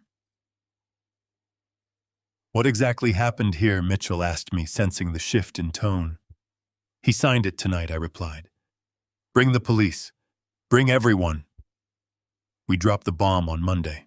The sheer, breathtaking magnitude of Monica's final revelation hung heavily in the stale air of my quiet hotel room. Tommy was not my grandson. The precious little boy I had poured my heart and soul into, the innocent child I believed carried my family name, was nothing more than the product of a cheap, sordid affair with a sleazy personal injury lawyer. The sorrow that had initially paralyzed my chest was instantly incinerated by a cold, apocalyptic fury. I did not shed another tear. I picked up my encrypted burner phone and dialed Mitchell Harding, my voice steady and completely devoid of any remaining paternal weakness. I told my ruthless attorney to bring the police, bring the financial investigators, and bring every single legal weapon in his extensive arsenal. We were dropping the absolute unmitigated bomb first thing on Monday morning. I spent the entire weekend locked inside that nondescript hotel room, meticulously organizing the absolute destruction of the two parasites who had completely hijacked my life. I started with my own financial fortifications. I logged into my secure banking portal and swiftly transferred my remaining liquid cash reserves, the millions I had safely tucked away from Derek's greedy reach, into a series of newly established, highly encrypted trust accounts that Mitchell had prepared. I legally isolated every single penny of my personal wealth, completely shielding my assets from any potential collateral damage in the impending blast radius. I watched the green progress bars on my laptop screen slowly fill as the massive wire transfers cleared the strict banking protocols. I was systematically cutting the invisible financial lifelines, ensuring that neither Derek nor Monica could extract another dime from my hard-earned legacy to fund their inevitable desperate legal defense. By late Saturday afternoon, Mitchell officially initiated the lethal legal sequence. I remained on a secure conference call with him as he formally submitted the executed Trojan horse power of attorney to the secondary lending institution. The trap functioned with absolute terrifying perfection. The exact moment the bank algorithms processed the deeply buried poison pill clause, the system instantly recognized the massive, undeniable legal conflict. My original 80% cash investment in the sprawling Dallas mansion was formally and irrevocably converted into a senior primary lien against the entire property. The catastrophic financial dominoes began to fall with incredible, unyielding speed. The bank immediately panicked, realizing their $800,000 home equity line of credit was completely superseded by my prior ironclad legal claim. They instantly triggered a total comprehensive freeze on the property and all associated financial accounts. Every single joint checking account, every high-limit platinum credit card, and every digital asset portal tied to Derek and Monica was locked down pending a massive fraud investigation. They were completely paralyzed, entirely stripped of their stolen financial power in a matter of seconds. I sat in the dim light of my hotel room, listening to Mitchell confirm the successful execution of the asset freeze. Derek and Monica were currently spending their final weekend lounging in their stolen mansion, entirely unaware that the massive financial floor had just been violently ripped out from beneath their feet. They believed they were waiting for millions of dollars to flood their bank accounts from the rushed sale of my Pennsylvania farms. Instead, they were sitting completely destitute, holding a collection of utterly worthless plastic cards. With the financial snare securely fastened, I turned my complete attention to the physical evidence. I needed to ensure the upcoming confrontation that was swift, absolute, and impossible to deny. I spent Sunday morning meticulously downloading the high-definition video and audio files from the secure cloud server. I isolated the exact, undeniable footage of Derek enthusiastically agreeing to liquidate his grandfather's cherished farms for pennies on the dollar. I saved the horrifying, crystal-clear audio clip of Monica casually discussing her lethal poisoning schedule, her secret offshore accounts, and her impending divorce. Most importantly, I isolated the sickening, undeniable confession regarding little Tommy. I transferred every single piece of digital evidence onto several encrypted flash drives. I wanted to make absolutely certain that law enforcement had every tool required to secure a rapid, inescapable criminal conviction. I moved to the small wooden desk and began physically compiling my arsenal. I laid out a series of neat, pristine manila folders across the smooth surface. Into the first folder, I placed the detailed toxicology screening from Dr. Thorne, the undeniable medical proof of the heavy lorazepam actively coursing through my veins. Into the second folder, I carefully slid the master property deed for the Dallas mansion, heavily annotated by Mitchell, to explicitly highlight my new dominant primary lien. Into the third folder, I placed the digital flash drives containing their venomous confessions and a printed transcript of Monica completely destroying her own marriage. I aligned the edges of the thick manila folders with slow, methodical precision, completely satisfied with the impenetrable wall of evidence I had constructed. I had transformed their arrogance into their absolute undoing. The quiet weekend passed in a steady blur of incredibly focused, relentless, and meticulous preparation for the final conflict. I did not sleep. I did not feel the typical aches and pains of my 70 years. I was fueled entirely by a pure, unadulterated sense of righteous justice. Finally, the long, quiet weekend ended. The sun began to slowly rise on Monday morning, casting brilliant streaks of orange and gold across the sprawling Dallas skyline. I stood by the large hotel window, watching the city slowly wake up, feeling the heavy, undeniable weight of the impending confrontation settling deeply into my bones. I turned away from the glass and walked over to the small closet. I completely bypassed the worn denim jackets and soft flannel shirts I had been wearing during my pathetic, fragile old man routine. I reached into my canvas duffel bag and pulled out a sharp, custom-tailored charcoal gray suit. I had intentionally brought it specifically for this exact defining moment. I buttoned the crisp white dress shirt, fastened the dark silk tie, and slipped on a pair of polished, heavy leather shoes. I stood in front of the full-length mirror mounted on the bathroom door and critically examined my reflection. The frail, trembling, confused victim they had brutally exploited was completely gone. The grieving widower who had blindly trusted his only son was erased. I straightened my shoulders, rolling my neck, until the joints popped sharply in the quiet room. The man staring back at me was a seasoned, hardened veteran of the heavy machinery industry. I was a man who had spent 4 decades navigating cutthroat union negotiations and crushing corrupt corporate rivals.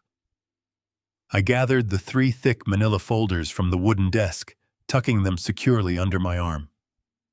I picked up my encrypted burner phone and sent a single brief text message to Mitchell Harding, confirming my immediate departure. I walked out of the hotel room, my heavy footsteps echoing down the long, empty corridor. I was no longer the tired old man they had callously tried to discard. I was the ruthless, unforgiving contractor who bulldozes absolutely anything standing in his way.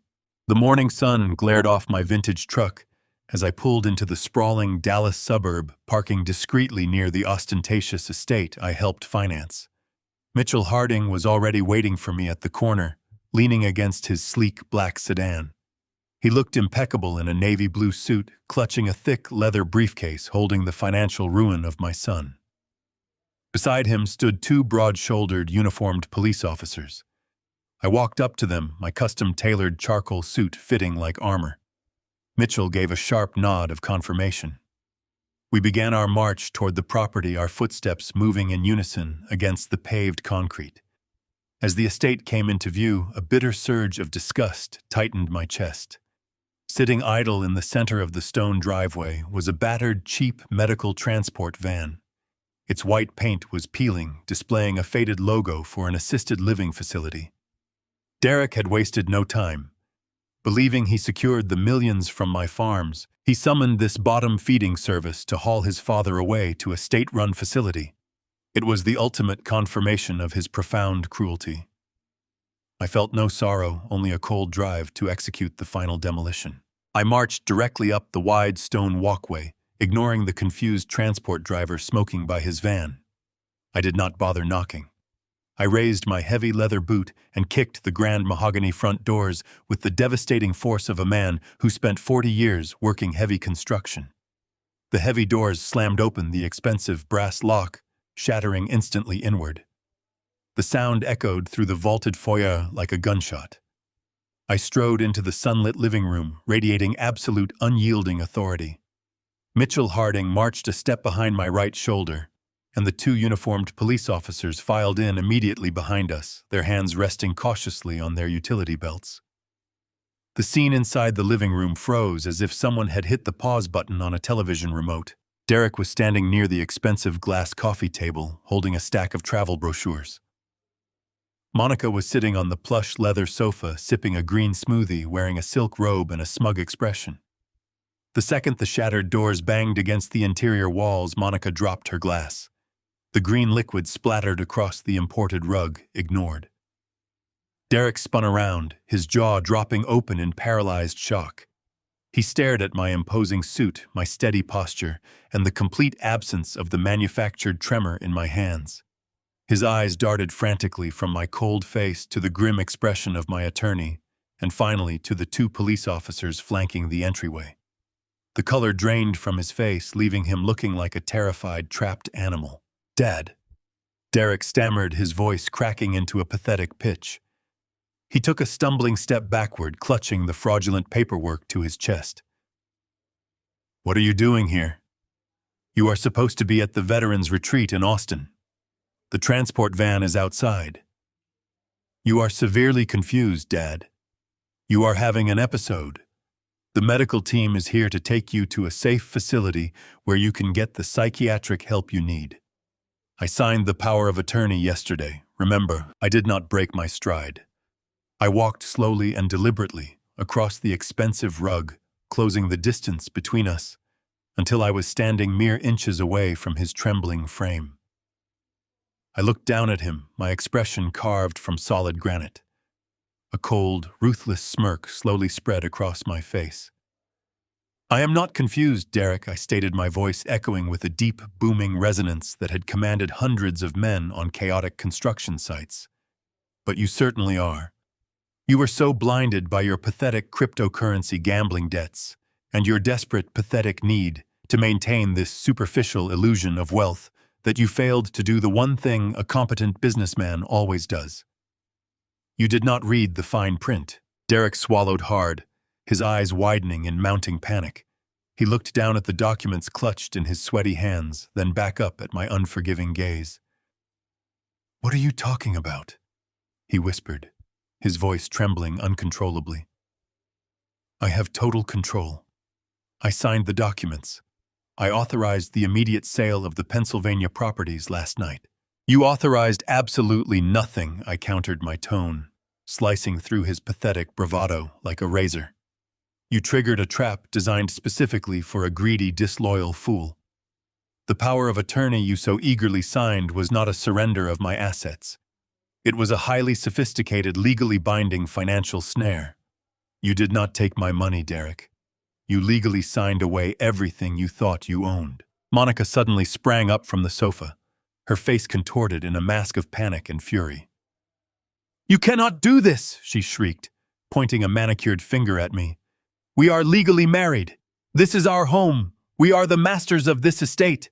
You are just a crazy, demented old man throwing a temper tantrum. We will have you committed immediately." I turned my gaze to Monica, feeling a surge of pure, unfiltered disgust. "Save your pathetic performance, Monica," I commanded, my voice dripping with absolute contempt. "I know everything. I know about Greg. I know about the offshore accounts in the Bahamas. I know about your meticulous plan to steal the liquidation money file for divorce and abandon my son to a foreclosure. I know you faked the paternity test for Tommy." Monica gasped, her hands flying up to cover her mouth. The sheer terror in her eyes was incredibly satisfying. She collapsed back onto the sofa, completely destroyed by the sudden, brutal exposure of her most guarded secrets. Derek slowly turned his head to look at his wife, his mind struggling to comprehend the massive tidal wave of betrayal crashing down upon him. He looked completely shattered, a hollow shell of the arrogant man who had tried to discard me just a few days ago. Mitchell Harding stepped forward, moving with the slick, predatory grace of a corporate shark, smelling blood in the water. He opened his heavy leather briefcase and withdrew a thick, professionally bound document. He slapped the paperwork down onto the center of the glass coffee table. The sound cracked like a whip in the silent, tense room. "By attempting an unauthorized, deeply discounted sale of the Pennsylvania agricultural farms, using that compromised document, you explicitly triggered the primary penalty clause embedded deep within the trust agreements." Mitchell announced, his voice cold and strictly chillingly professional. "The massive secondary lending institution was formally notified immediately. The bank has officially and completely frozen all of your domestic accounts. Your massive home equity line of credit has been instantly and permanently revoked. Furthermore, Mr. Caldwell's original cash investment has been legally converted into a senior overriding lien against this entire property. Your remaining property equity is entirely and totally voided. You no longer own a single fraction of this estate. You are currently standing inside a property entirely owned and controlled by my client." Mitchell adjusted his tie and offered Derek a chilling, bureaucratic smile. "You are both officially trespassing." Derek's mind visibly short-circuited. He staggered backward, his mouth opening and closing, like a suffocating fish, turning his desperate, pleading eyes toward Monica for any semblance of support or a logical explanation. But Monica was completely frozen, her smug mask entirely shattered, her manicured hands trembling as the terrifying reality of her situation finally set in. I did not give them a single second to recover. I stepped forward, reaching into the second manila folder tucked firmly under my arm. I pulled out the crisp, undeniable medical documentation and dropped the thick toxicology report directly onto the center of the glass coffee table, right beside Mitchell's foreclosure notice. "Officer," I stated, my voice echoing with cold, unyielding authority, "this document is absolute medical proof of systematic intentional poisoning carried out by my daughter-in-law. She has been secretly slipping heavy unauthorized doses of lorazepam into my evening tea to artificially induce dementia." Monica shrieked a piercing, hysterical sound that bounced violently off the vaulted ceiling. "That is a lie," she screamed, her face turning a blotchy, frantic red as she pointed an accusing finger at me. "He is a crazy, paranoid old man. You cannot possibly believe a single word he is saying. I did absolutely nothing to him." I did not argue with her pathetic, desperate lies. I simply reached into my jacket pocket, pulled out a small, high-definition Bluetooth speaker, and placed it gently on the table. I pressed the play button. Instantly, Monica's own voice filled the silent room, crisp, arrogant, and dripping with venom. The recording broadcasted her entire ruthless conversation with Greg. Derek listened in absolute paralyzed horror as his wife gleefully confessed her plan to steal the liquidation money, leave him drowning in insurmountable foreclosure debt, and vanish to a Miami penthouse. But the final, most devastating blow struck when the audio feed reached the ultimate betrayal. The recording clearly captured Monica's cruel laughter as she proudly admitted that their precious little boy Tommy belonged to Greg, and that Derek was nothing more than a gullible, pathetic fool raising another man's child. The sound of her own treacherous voice completely destroyed the last remaining fragment of her defense. Derek let out a raw, guttural sound, a primal scream of absolute soul-crushing agony. He collapsed heavily onto his knees, right there on the expensive rug, clutching his head and screaming hysterically at the woman he thought loved him. The two police officers immediately stepped forward, their metal handcuffs rattling sharply in the tense air. They forcefully pulled a violently thrashing Monica to her feet, reading her rights as they arrested her for severe elder abuse and malicious poisoning. Derek was hauled up right beside her, cuffed and formally charged with massive documented financial fraud. They viciously tore at each other, screaming bitter, hateful curses as the officers dragged them out the shattered front doors and shoved them into the back of the waiting squad cars. I stood perfectly still, watching the flashing red and blue lights paint the suburban street, feeling absolutely nothing but cold, satisfying closure. 2 weeks later, the nightmare was behind me. I stood on the expansive wooden balcony of my newly inherited coastal home in Naples, Florida, watching the gentle morning waves roll across the beach. I raised a ceramic mug to my lips and took a long, slow sip of strong, unpoisoned black coffee, savoring the clean taste. I had legally instructed Mitchell to set up a massive, completely anonymous trust fund, specifically for little Tommy, ensuring the boy would be fully provided for when he turned 18. A young child is never to blame for the horrific, selfish sins of his mother. I had permanently severed every single tie with the smoldering wreckage left behind in Dallas. I was wealthy, healthy, and for the first time in a very long time, I was completely, undeniably free. Blood makes you related, but loyalty and respect are what make you family. When you spend your entire life providing for others, it is incredibly easy to mistake their toxic dependence for genuine love. Never let your boundless generosity become a dangerous weapon used directly against you. Trust your instincts, If something feels wrong in your own home, it usually is. True strength is not merely about building a financial empire for your ungrateful children. It is having the absolute courage to aggressively tear it down when they betray you. You cannot buy character, but you can protect your peace. Have you ever trusted someone who turned out to be a wolf wearing sheep clothing? How did you take your power back? Drop your own personal story in the comments down below. Do not forget to hit the like button and subscribe for more stories of justice, betrayal, and revenge.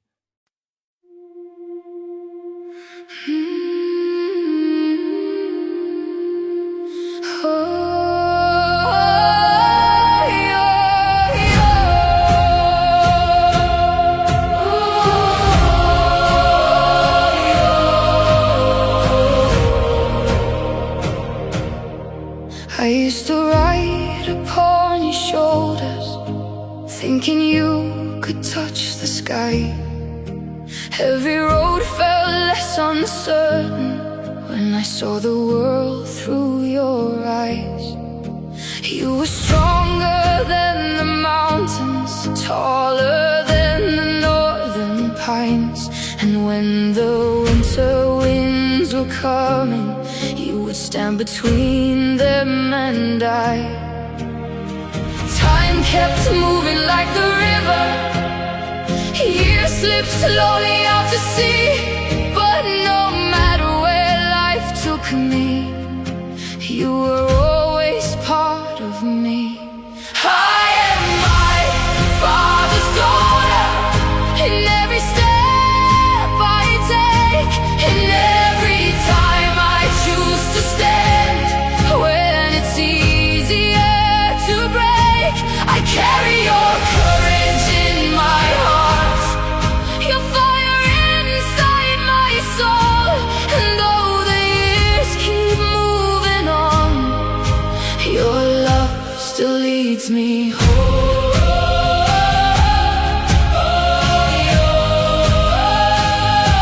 You taught me strength is not in power, but in kindness when it's hard. You taught me how to keep on going when the road grows cold and dark. Every lesson, every story, every laugh around the flame lies within me like an echo, calling softly through my name. And when I face my greatest battles, when I feel I can't go on, I can hear your voice beside me saying, child, you're stronger than you know.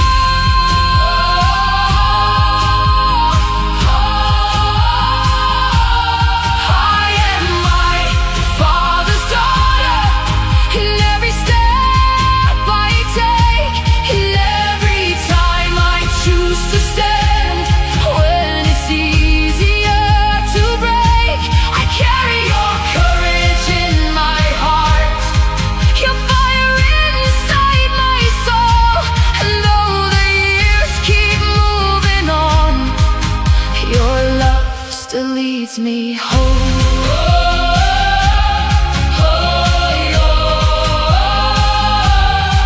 One day the snow will cover footprints, one day the fire will burn low. But the things a father gives his daughter are the things that never go. Not the gold or not the stories, not the battles that he won, but the quiet way he loved her and the woman she becomes. I am my father's daughter, and I always will remain. Through every triumph, every loss, through every joy and every pain, the world may change around me, the stars may fade above, but I will always carry with me my father's endless love. And when they ask me who I am,